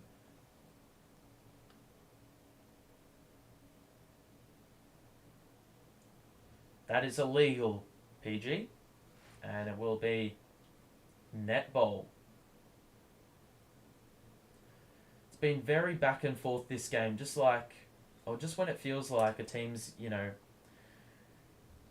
got momentum and is going away with it, the other team always responds with, a bit of fight of their own and is able to go on a run. KD is doubled again. Oh my God, KD. What is he walking for, man? In transition. And now Morris is wide open. So lucky he missed it. But KD's got to be better than that. We're going to get a timeout. He's got to be better than that. Got to be better. Like, if he looked to his right, he had Royce O'Neal. And sometimes KD thinks you've got to take the quick route. You've got to find the open man on the very far side of the court. And I guess you could give credit to the opposition for forcing him into that pass. But like on that occasion, he tried a pass that was not there for the taking. And it resulted in a turnover. And then just the fact he walked back on defense like that is just a bit poor. And they had an open shot. Lucky he missed. But like, if you're going to be ball dominant, you have to make the right pass. And as much as Royce O'Neal wasn't going to get a shot off, if you get it to Royce O'Neal, you're not turning the ball over. And it's a very simple pass to execute. Daniel Berry, welcome to the stream, my guy. He's always been a weak passer out of the double team. Strong double equals trouble. Yeah. It's so frustrating.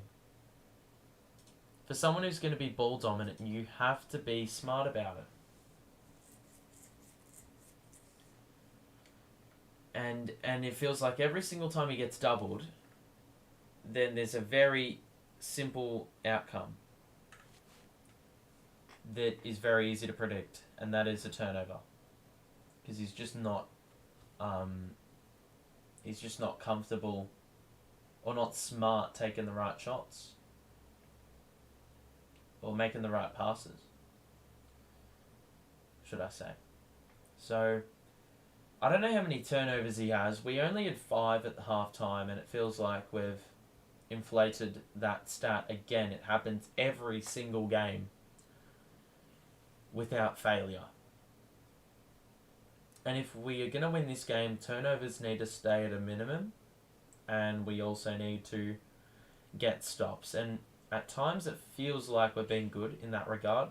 I mean, we've only given away 17 points this quarter, scored 15 of our own. It's been another defensively minded quarter. Offensively, it's been a little bit of a question mark. Both teams can't really knock down their shots at will. You know, you got games where teams just catch fire against us. Today, it's been relatively good for the most part. Or, like, much better in that regard from our standpoint, from a net standpoint. So, Sumner to KD.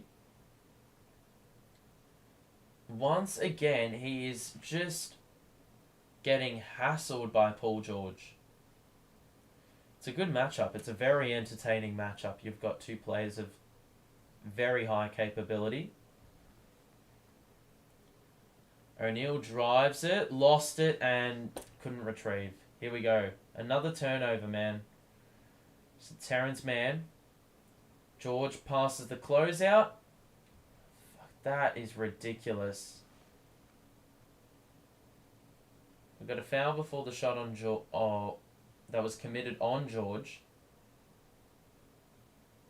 Claxton came over with the help defense and created a block. George is getting 2 shots, and initially it was a foul on the floor. Ball don't lie. Free throw missed. So 3:11 to play in this quarter.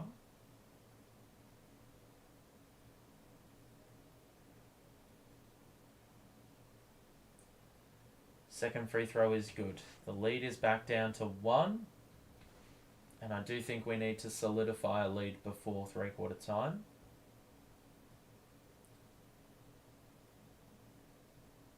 Claxton to KD. You've got Royce. You've got Seth. There's Royce. And now back to KD, who drives. Oh my god, he faked the pass. He literally had like 4 defenders on his hammer and still managed to score over the top of every single one of them.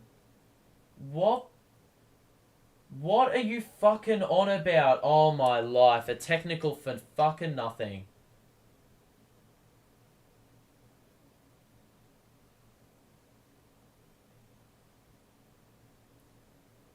This is a joke.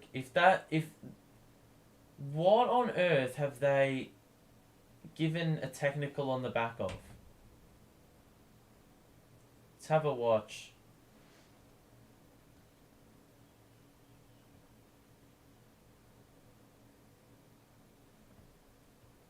Oh, come on. That is weak. I I just saw it. If that was the basis for a tech, then the game is gone. George, good defense. Seth forces the miss. That's good defense. Equally poor shot selection by PG 13. Oh, Clax got blocked on the alley-oop attempt. And that was nearly a perfectly executed play following that recovery. We would have had an open look in the corner, but unfortunately, Batum read the pass pretty well, and it's going to be a net ball on the side. Lead is ours. KD's going to get it. Seth. Behind the back. Over the top. He missed the layup off the glass. And now John Wall, who's in the game, will control. He nearly turned it over. Terrence Mann was able to save. And now he's going to drive on Royce. Spin is held up. John Wall for 3. He's off. And Batum nearly with the putback after it's sat up on the top of the backboard. We're going to get a kick ball on Terrence Mann, I do believe.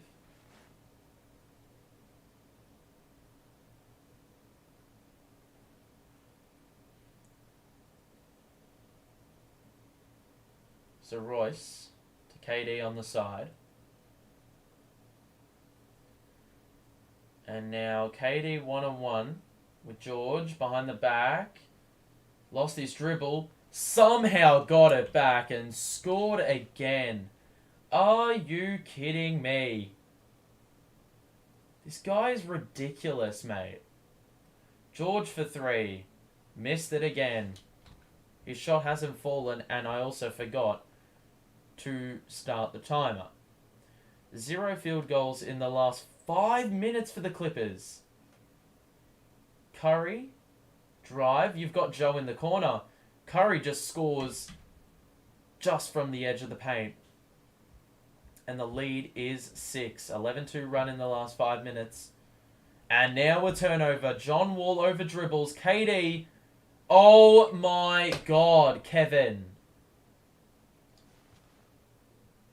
In transition, KD just threw it out of bounds. Pass behind Royce O'Neal. And unfortunately, every single time KD is met with pressure, he always fumbles the bag. PG, John Wall. Now on the outside, he kicks it to the corner for Norman Powell. Extra feed. Claxton with the block. Shot clock violation. Let's get this bread. Just too much over dribbling and messing around with it by the Clippers. And now it will be our opportunity to solidify this lead. As I said, the importance in doing so is quite large. 3-second difference between shot and game. KD, guarded by Man. Drive on Man. Shoot over Man. Miss. Oh, get the board. Oh, my life. Dumbass KD.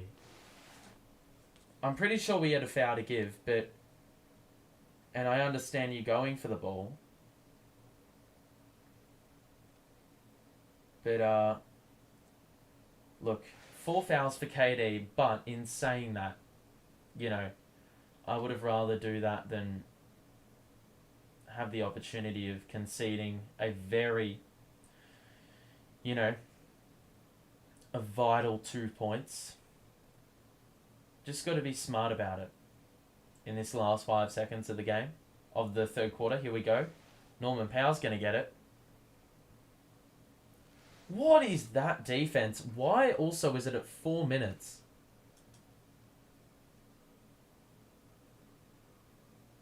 Alright. Well, the quarter's over. And it's a 4-point lead. Why is it doing that? Why is it saying 0-12? Dumbass. Okay. So we've got 1 quarter to play. The lead is sitting at currently 6, and a handy 6, because I do think we were pretty shitty for a fair portion of that quarter. But as Marcelo has pointed out, 0 field goals in the last 6 minutes of the third is a very stark or very important statistic to shed light on. And if we go to the box score, not that one, hang on, there we go. You will see that Morris did not get a shot off in that quarter. Well, he did. He got 2 shots off. Zubac didn't do too much. George has 17, but look at the efficiency. It is atrocious. Reggie Jackson has got 6s everywhere. Kennard got 9, so they got a bit of balance, but, you know, they're shooting, like, overall, 39%, 37 from 3, like, 3-point shooting's average, but the field goal shooting is pretty poor. And if we look at the nets, you can see it's not much better in the field goal department, but 19 assists to this point of the game is pretty decent. So, look, we've just got to put the work in. The defense was much better in that third quarter. They only scored, 21 points, so that's pretty good. Oh yeah, I forgot to add the 2 points. So it's a 4-point lead. And so, as much as the Clippers seem to have dominated at the start of the third, they made absolutely no inroads by the end of it. So, yeah. And you can see the scoring outlook there. Bit of balance. Claxton's got 13 rebounds. Wow. Joe will need to hit a couple threes, maybe Royce. And Seth Curry may have a part to play in the closing stages. So, it's going to be interesting to see if we can win this one in the end. We've dominated, well, we've been in the lead the entirety of the game, pretty much. I can't say we have dominated, but it's a good sign that we haven't dominated and still have been able to hold the lead for the majority. So,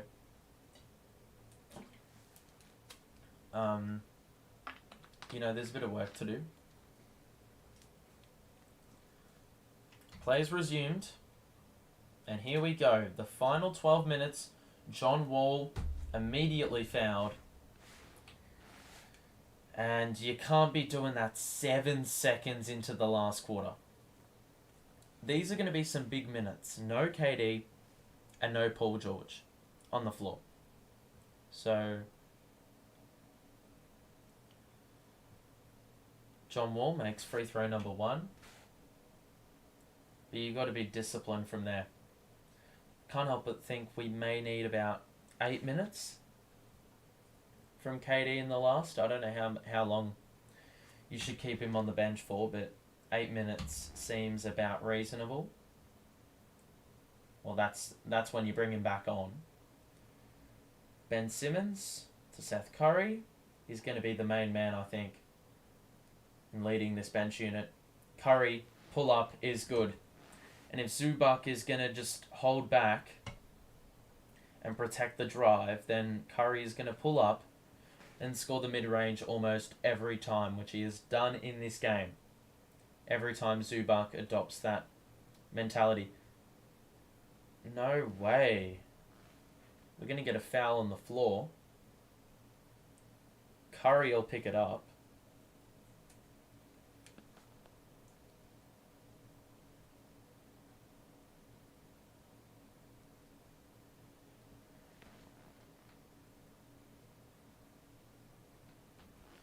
So John Wall, nice cross, kick out to the corner for Terrence Mann.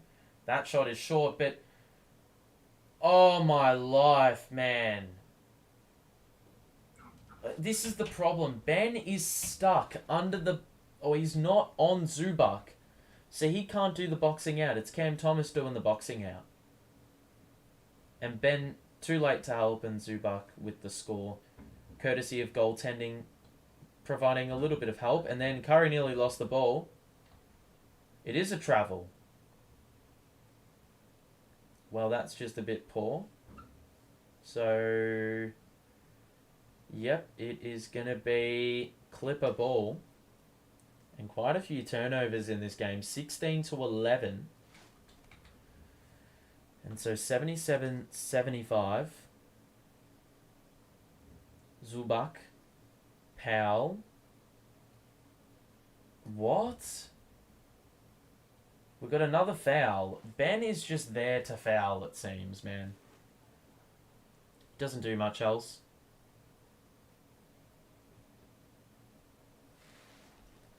He's done really nothing this game, to be honest, of note. Defensively done nothing. Rebounds barely been a factor, given he has been the 5 and the next tallest has been Joe. So don't think his impact's been really capitalised at all. So anyway, free throws made. The game is tied, and yeah, look, we need to get stops. This bench unit's really weird, man. I don't really know what to say. Like, the composition of this 5. Paddy, why are you shooting that? The lead is down to 0. It's all tied up, and the Clippers have the ball. John Wall. That's a miss, and we somehow managed to secure the rebound there. Norman Powell tried to draw the foul on Ben. Seth looking for a pass. Someone's got to help him. We're going to get a timeout with 10:05 to play in the quarter. And we've just got to stay afloat whilst KD's on the bench. And not fall too far behind. I picked the Clippers to win because of catch-up time without KD. I mean, they don't have George on the court whenever KD's not on the floor. So that's proven to align itself in this game. So I'm not... Look, if there's anyone that can take over the game for the Clippers, it's probably George. And if there's anyone that can take over the game for the Nets, it is Kevin Durant. Let's have a look at the box score. Pretty even stuff. You can see KD's been efficient as hell. And there's a few contributions. Seth Curry on the bench, probably the most notable. Claxton's been really good with his defensive activity. And the shooting splits have held up pretty well. As far as the Clippers are concerned, well, it's more coming from their offense or from their starting lineup, I do think. I mean, actually... I reckon it's pretty even. Like, bench points, they've got about 18 and we've got 17. Starting 5s remain the same. You've got them with 3 in double figures. We've got 3 in double figures. And a couple others with 9. So, you know, there's a fair bit of spread, and the shooting splits are pretty much the same. The assists are very similar. The rebounds, I mean, they've got 8 more of those, and they've got only 1 extra shot, but probably a few more free throws than us. They've also made that up. They've made up the extra possessions they get on rebounds by, you know, turning the ball over a considerable amount more than us. So it's going to be a bit of a tough one. I don't know. It's a very tough one to pick who wins this game. If you are enjoying the stream, make sure to show your support. We're back here tomorrow for Nets Lakers, so make sure to tune in for that one. That's going to be a ripper of a game. And I mean, the Lakers are 2-10, but I don't know why, but it feels like this is a trap game tomorrow night. So we'll see how we go. But right now, we're living in the present, and you know, it's all about focusing on the current game at hand. And we've got Joe Harris driving down the middle. He is fouled, and we're going to get a couple shots with 10 minutes to play. No changes made to the lineups prior.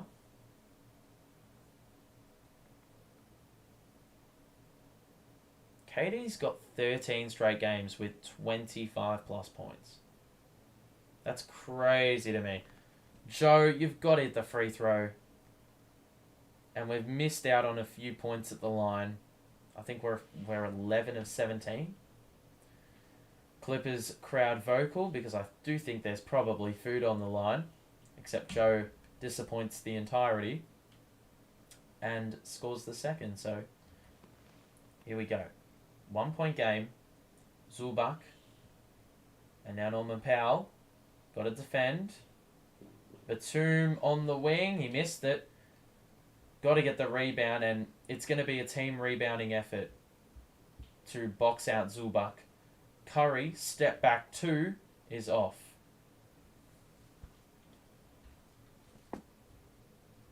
So John Wall.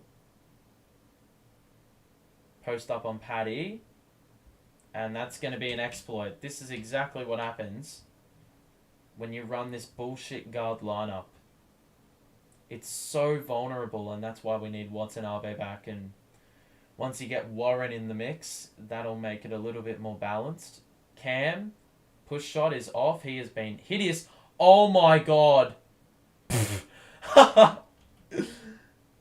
Oh my god. They had 2 Clippers players going for the rebound. They slapped it right to Mills, who had about 20 feet of space. Powell just blows by, and whoa.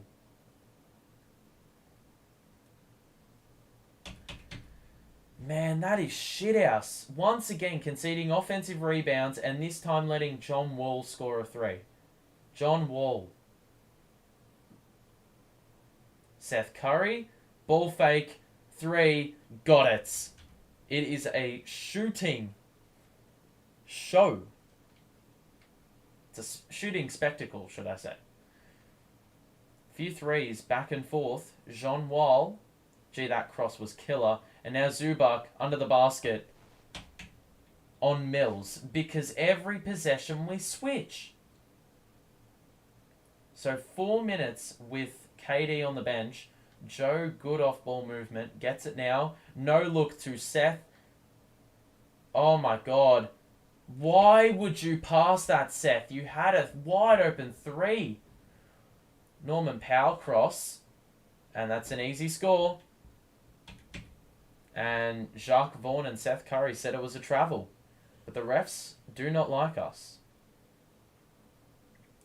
You've got to seriously consider bringing KD back in.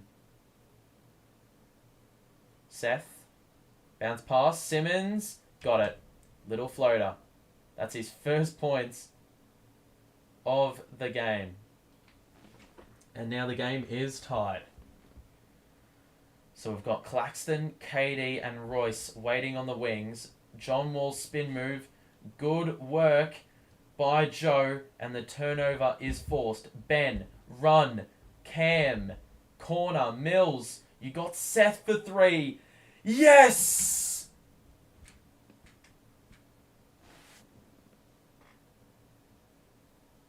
Beautiful ball movement. Beautiful ball movement. And the lead is back up to 3. So we've managed to stabilise. Could have gotten away a little bit, but we've gotten a few stops, and that is pleasant. So, good work. And the lead is 3. And I think it's worth looking at the box score again, because a bit has changed since last time we checked. And you can see, whoa. Zubac has 16 and 14. I think I said at the start of the game, we cannot afford to give Zubac a 20-20 game. He's going to get it. By the looks, he is going to get it. Which is a bit of a... bit lackluster. Typical, though. No surprise. We've now hit 13 threes. We've hit 3 this quarter, and Seth Curry has got 16 in the game. And the bench has picked up their scoring output. We said we had about 17 points from the bench, and now we have 28. So a lot of bench scoring, has allowed us to maintain this lead. Obviously, the majority of the starting lineup has been on the bench in the last 5 or so minutes, and we've needed points, especially to, go toe to toe with the Clippers, and we've delivered. This is the second straight game that Seth Curry, Sumner, and KD are our top 3 scorers. Could be subject to change in the next 7 minutes, but for the moment, it's pretty good vibes. So, as long as we can keep forcing these turnovers,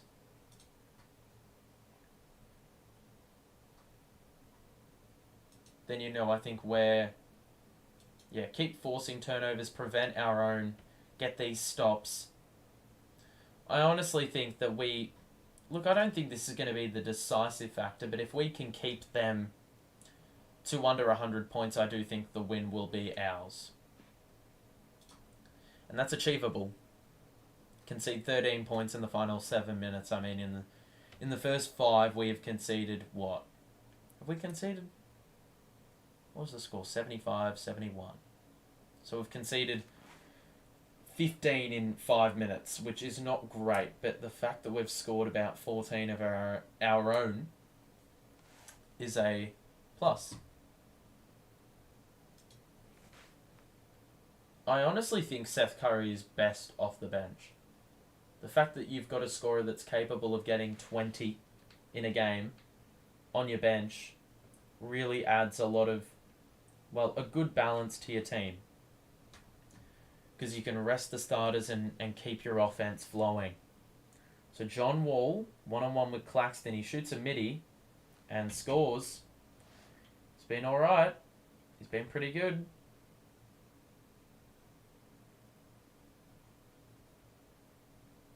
So Cam, screen by Clax. And he just lost the ball. You've got to send Cam to the bench. I don't understand how you can keep Sumner on the bench. That's a miss. Cam gets the board.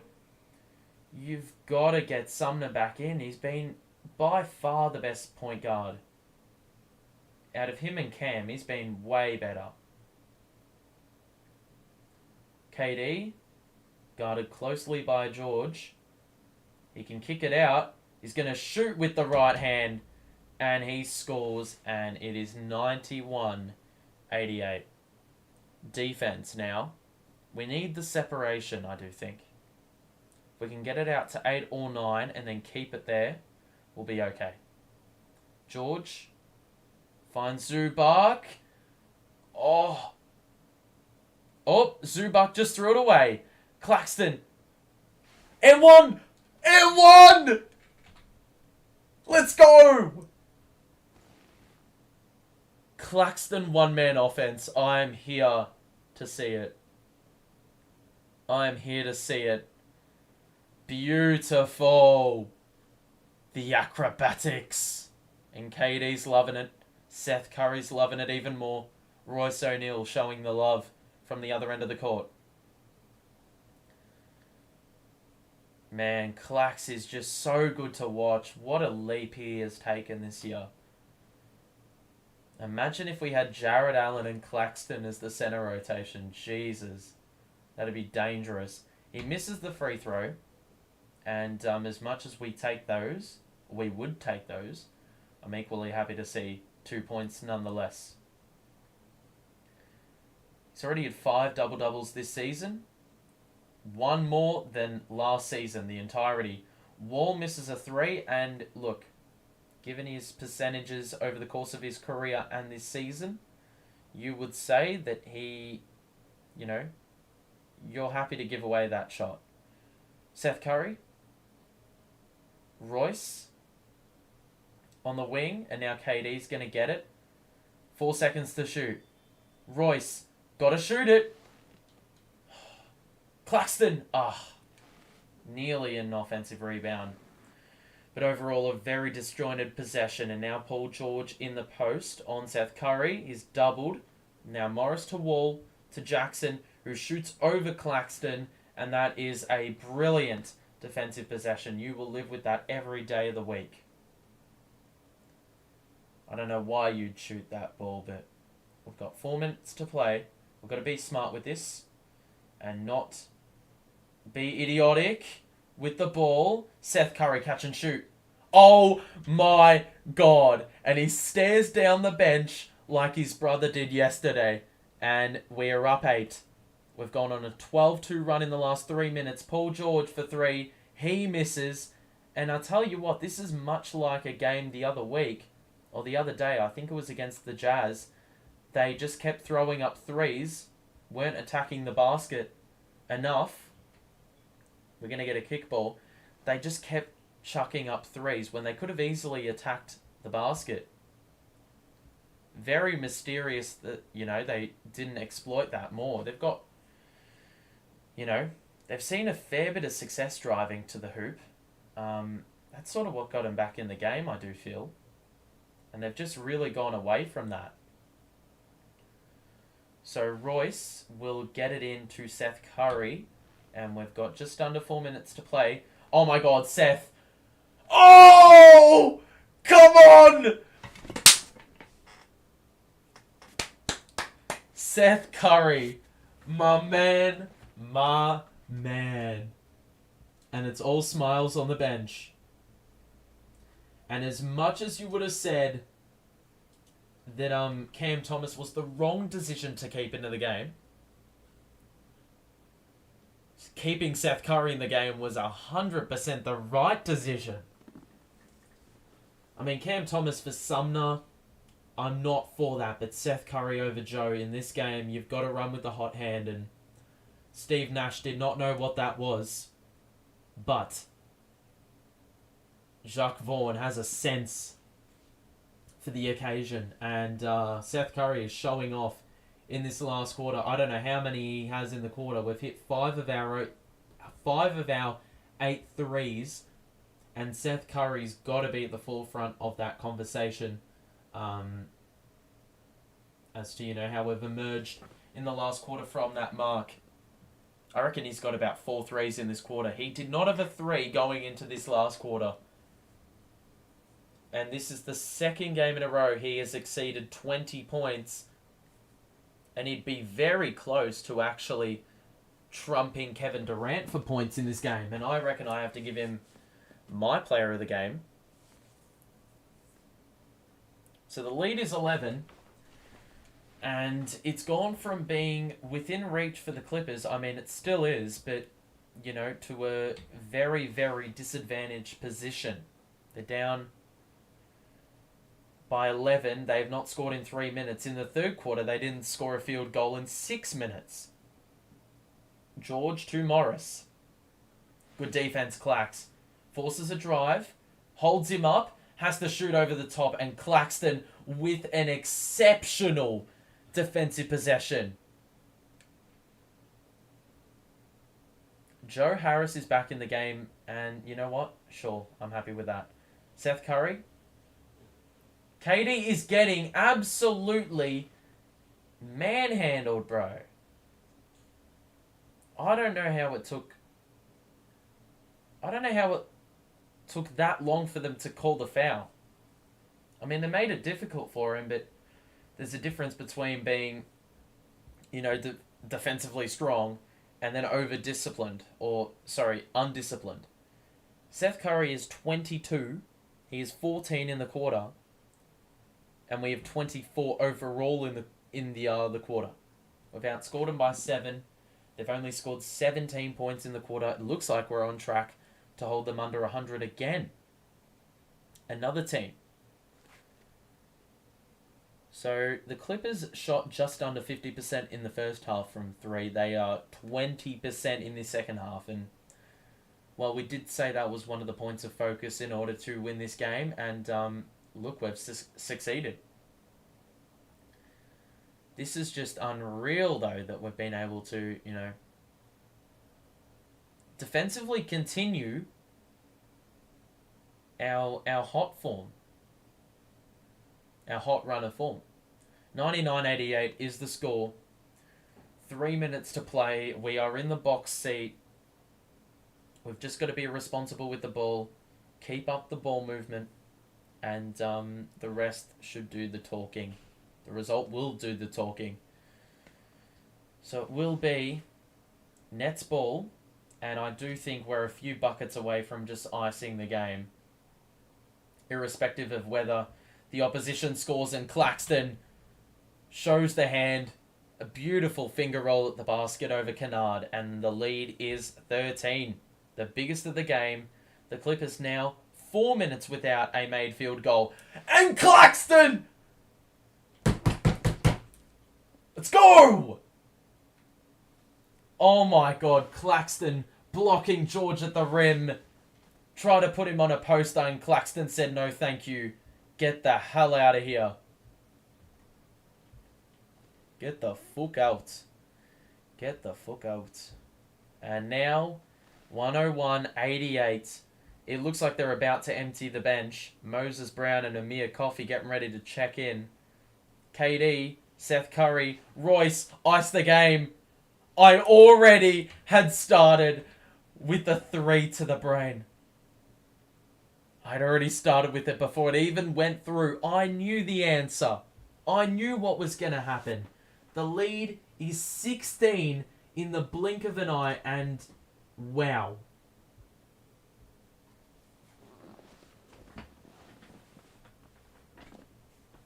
Absolutely G'd up. If you are enjoying the stream, drop a like. We are back tomorrow for another live stream with the Lakers. So if you want to stay notified when I go live, subscribe to the show.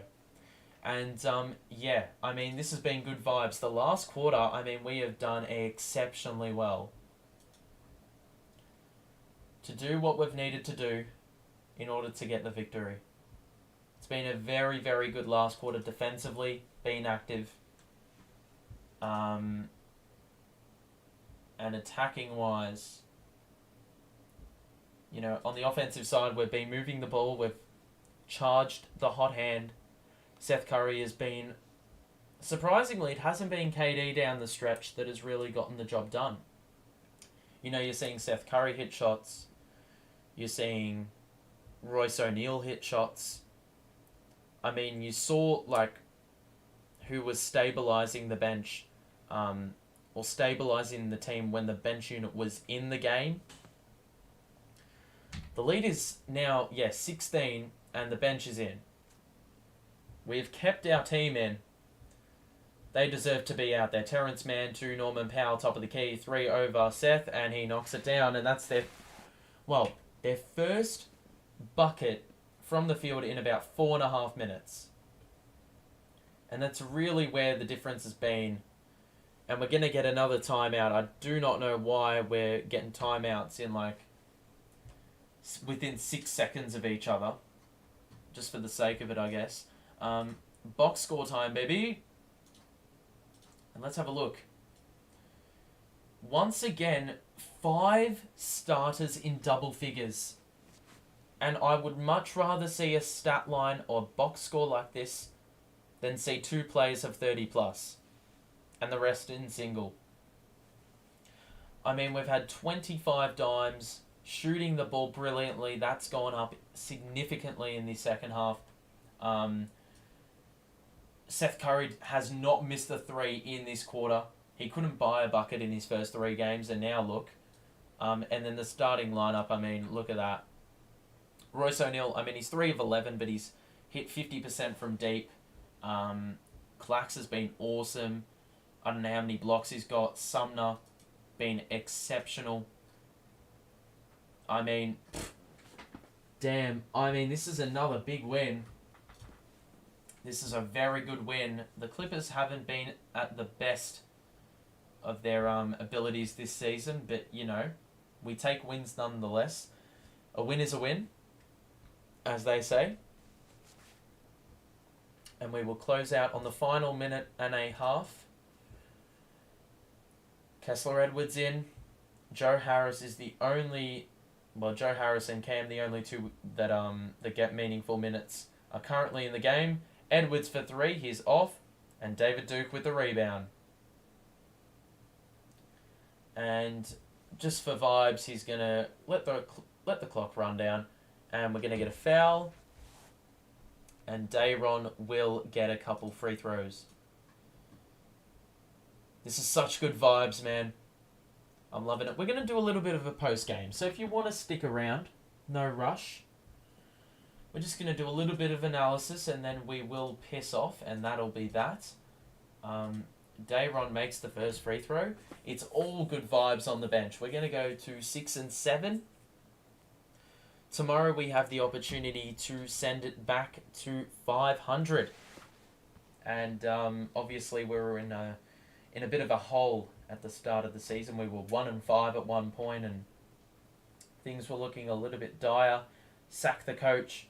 And under Jacques Vaughan, we have demonstrated an ability that should have been displayed right from the very start of the season. Oh, what a feed. Dayron Sharp, the laser. And why have I stopped the clock? The defense has been there basically at all times since Jacques Vaughan has been at the helm. Just been a new intensity to this team, and it feels like we've got more to play for. You know what I'm saying? Oh, Dayron with the one-handed alley-oop layup, little escort to the bucket, and look, can we just not concede because I want to keep us under 100? Coffee for 2, he's off, and Dayron gets the rebound, and that'll wrap things up as the clock winds down. We will let that happen, and that will do things. David Duke will run the clock out, and another win, another day, another win, and that will be, I believe, who did we lose to? Dallas. So we've won another couple in a row. 5 of our last 6, I do believe, if I'm correct, or 4 of our last 5, I think. There it is. 110-95, 5th straight game, having conceded under 100 points. And let's have a little bit of a look at where it all arose. Box score time, baby. And you will see KD, the efficient man he is, 10 of 16 from the field. So yeah, doing his thing as usual, but it was a different way in which we acquired this victory, and we will have a quick look. You can see, as I said, KD 27, but the bench scoring. I said there was only 17 points from the bench at three-quarter time, and now we're going to have a look, and you'll see Seth Curry, 22 points off the bench, 4 threes in the quarter. And I think he had 10 at three-quarter time. Yeah, every single one of his buckets were from 3 in the last quarter, and that was the difference entirely. On a night where Ben couldn't score, mind you, he never does, Cam couldn't score, Patty Mills 2 threes. I mean, that's all right. I'm happy with that if he can do that in limited minutes. Seth Curry was the man in question. He took charge of this game. He took it by the scruff of the neck and basically said, I'm in charge here. I sense that I am on fire from the field, and I'm just going to see if I can do the exact same thing from the three-point arc. And he did exactly that, and KD really didn't need to do anything. And I think KD only had 2 points in the last quarter. So what a luxury when, you're able to offensively contribute. We scored 35 in the last quarter, I think. And Seth Curry was the main man leading the charge. Claxton, I cannot speak highly enough about this guy. He is a monster. And you can see he got to the line 5 times, and that's obviously a part of his game that he needs to work on. But look at the stat line. 1 steal and 3 blocks on top of the 14 boards. Some people would say 12 defensive rebounds is just like easy rebounds. Well, they weren't, because Zubac got about 16 of his own. So, it wasn't made easy for him, but he still held up his end of the bargain and scored as well. 13 points is a modest scoreline, I'd say he was exceptionally good. Last season, he's not doing anything remotely close to that, having that much of an impact. And you can see, like, KD, 2 steals, 2 blocks, just contributing defensively. And I mean, some of it is measurable by statistics and some of it's not, but like you can see 3 steals to Sumner, 1 steal to Joe, 1 block to Sumner. Like, you can see what's being displayed on the box score, but if you actually watch the game, the defensive intensity in the last quarter was brilliant, exceptional. And, that's ultimately what got us the win and has kept a team to under 100 for the 5th straight occasion in a row. And, shooting well, free throws probably need to work on that in the lab, but you can see 12 turnovers committed. I do think that number went down in the last quarter. Seems like it was a bit more free-flowing in the third quarter, that number, but we were able to, halt that number just a little bit in the second half. The Clippers, Paul George, he sort of threw. 5 of 21, did not score in the last. Norman Powell was 16. I swear he wasn't that efficient. And John Wall with 14 and 6. That's a pretty good performance. Their shooting was poor, though. Apart from, they had 5 plays in double figures, but the man that needs to perform on a regular basis in Paul George, if he's going 5 of 21, you're not going to win. Yeah, it's that simple. It's not rocket science. So, Zubac with 16 and 15, he had 5 turnovers as well. Let's just have a look. I think that's a big number to look at. Turnovers, Zubac with 5. A few others had a few. They ended with 16, so they didn't really get a grapple of that and managed to keep it down. Just overall, though, I think that those shooting numbers really speak volumes about how we played defensively today. And at halftime, the Clippers were 7 of 16 from 3, and in the second half shot 4 of 16. So we, picked up the intensity in that regard, and from the field as well. They were struggling in the first half, but second half we were able to, just clamp down a little bit more and amplify the problem for the Clippers. So we're up to 6 and 7, and what I'm going to do, we've got 12 people in the chat, and I'm just going to do a very quick poll, and whilst we do the poll, we're just going to do a simple poll, and we'll get the votes in. A simple poll. Okay. Who was the player of the game? Put your votes through. Put your votes through as to who was the player of the game. We've got Claxton, we've got KD, and we've got Curry. And, you could make a case for all 3 of them. And before we end the stream as well, I'm just going to have a little suss of the net Twitter, and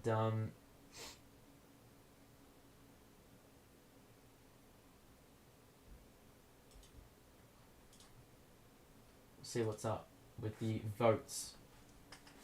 So yeah, put your votes in as to who's going to be the best player of the game, because I do want to hear it. And we'll see what people have to say about the Nets right now because, granted, I think there's only good things that can be said about this team in recent memory, which is a really weird thing to say. Let's get the scoreboard down and let's have a little bit of interaction, and we'll see what the poll is saying. Make sure to put your vote in. Jacques Vaughan, let's have a look. Oops, hang on. Jacques Vaughan has coached for 6 games and is already showing why he's better than Nash, my coach. I mean, granted, I wasn't 100% confident with him, but so far so good from his standpoint. You probably wanted Ime a week ago, and I'm going to own up and say that I did want Ime. But if Jacques Vaughan is going to extract this out of the players, then honestly, couldn't care less. I want winning basketball only. Give Claxton most improved. I reckon he is up there. Probably not the number 1, but up there. Another team we left below 100 points. It's huge. I don't know where it's come from. Mum made pizza rolls. What a tweet, man. The NBA is in trouble, I guess you could say, but not yet. But defensively, looking very, very strong. Too much curry. Clippers couldn't handle it. Couldn't handle the spice. Coach is amazing. I love his passion. That's really important as well. You've got to be engaged with your team. And there was that one where there was some bullshit.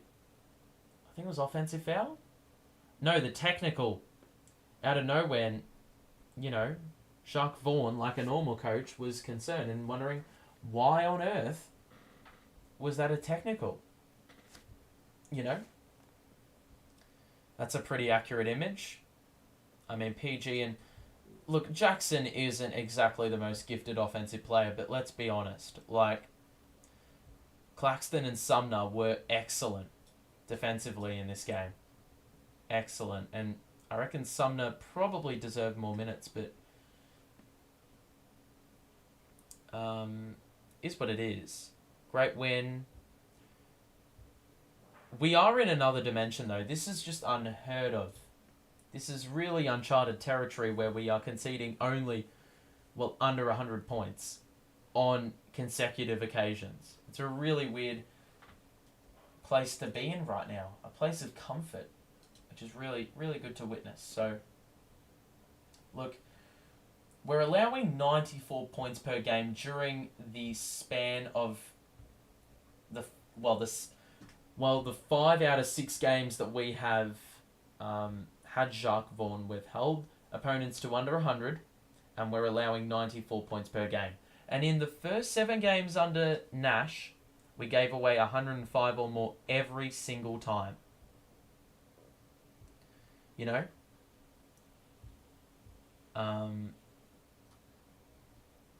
So yeah. Is what it is.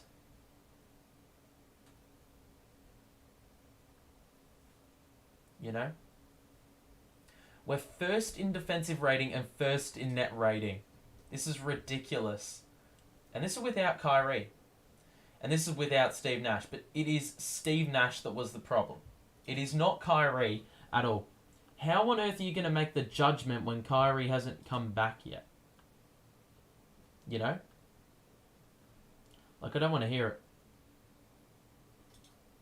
So, yeah. It's unbelievable. Put your votes in for the player of the game. Claxton, Durant, Curry. I mean, you can make a case for all of them. We will give it maybe 5 more minutes and then I will end it. I said it last week. Keep teams under 100 points and Nets will win the chip. Kyrie can't defend is an issue. That is not the problem. Kyrie, statistically, on defense, is not shit. He has been very good defensively, Kyrie. As an individual, as a team, maybe not. He's made some rash decisions, but hasn't the whole team. Kyrie has not played under Vaughan except one game where he scored 4 points against against Chicago.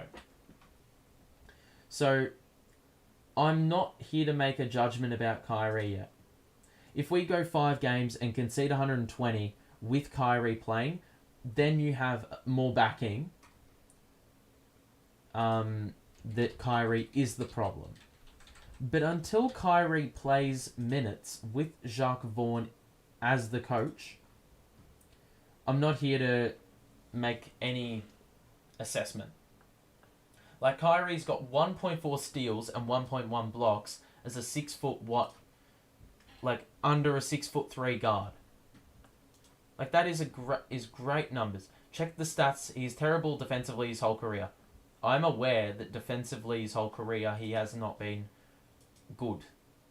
But if we're talking about it from recency, Kyrie has got the most steals in the team on an average basis, and block-wise, he's ahead of every player aside from Kevin Durant and Claxton in blocks. So he is active. He exists on defense. The problem was there was no buy-in by the team because there was no system. Jacques Vaughn has brought a system, he's brought an identity, he's brought a new culture. Nash brought none of those things. If he did at the start, it's dissipated, and it did not exist at the start of the year. And now that we have this identity, I'm very interested to see what it gets out of Kyrie Irving. I'm very interested to see what it provides for Kyrie Irving, when he finally returns to the court. But for the moment, you cannot say it's Kyrie's fault. You can't make the assumption that we're winning games because it was Kyrie. It was not Kyrie. He's averaging 27 a game and 5 dimes, 1.4 steals, 1.1 blocks. Defensively he was active. Offensively, I'm pretty sure he was highly efficient when he was shooting the ball. From 3, pretty poor, but in the regular season, 45% from the field isn't awful, given he's averaging 27 a game. It's probably, it's not one of, it's actually one of the lower percentages in his career, but, that'll return to normalcy. It's only from a sample size of 8 games. So, I don't want to hear the Kyrie takes at the moment. I do think Kyrie's going to unlock the offense more than he will stunt it. But the problem is, do not fall into the trap of, giving the ball to KD and Kyrie and not moving the ball at all. That is I can't stress that enough. Because right now, KD's leading the offense and it's all good and well. But I don't want Kyrie to go into a dribble package and then chuck up a bullshit mid-range contested 2-pointer. I want him to find the open shot because, as we've seen, players on this team are capable of knocking down shots if the ball is given to them. And if you ISO for the full 24 seconds of the shot clock, then you're not gonna maximize those opportunities. And I mean, today is an example. A lot of chances, the ISOs was KD getting into high percentage positions. And if it wasn't that, he was getting doubled, and he was forced to pass the ball, and that would actually compel us to pass the ball more, which was a very good sign. And it resulted in goodness and positivity. So, look, we'll be back here tomorrow. Kyrie is not back for that game. We've got to keep the same energy. The Lakers are 2-10. They are in a very dire position at the moment, and we've got to capitalize on that. I can't imagine what the morale is like, but there's a lot of unrest amongst fans and whatnot, just saying to break it all up. LeBron's not playing either, so It's going to be the AD and Westbrook show. But that'll do it for me. I hope you enjoyed this stream. Show your support, drop a like, and subscribe if you're new. As I said, we're back here tomorrow. Same time, same place. Actually, not same time, but same place, definitely. We will see you all there. Thank you for tuning in and showing your support and being interactive. But that'll do it. So have a good one, and we will see you soon. Have a good one.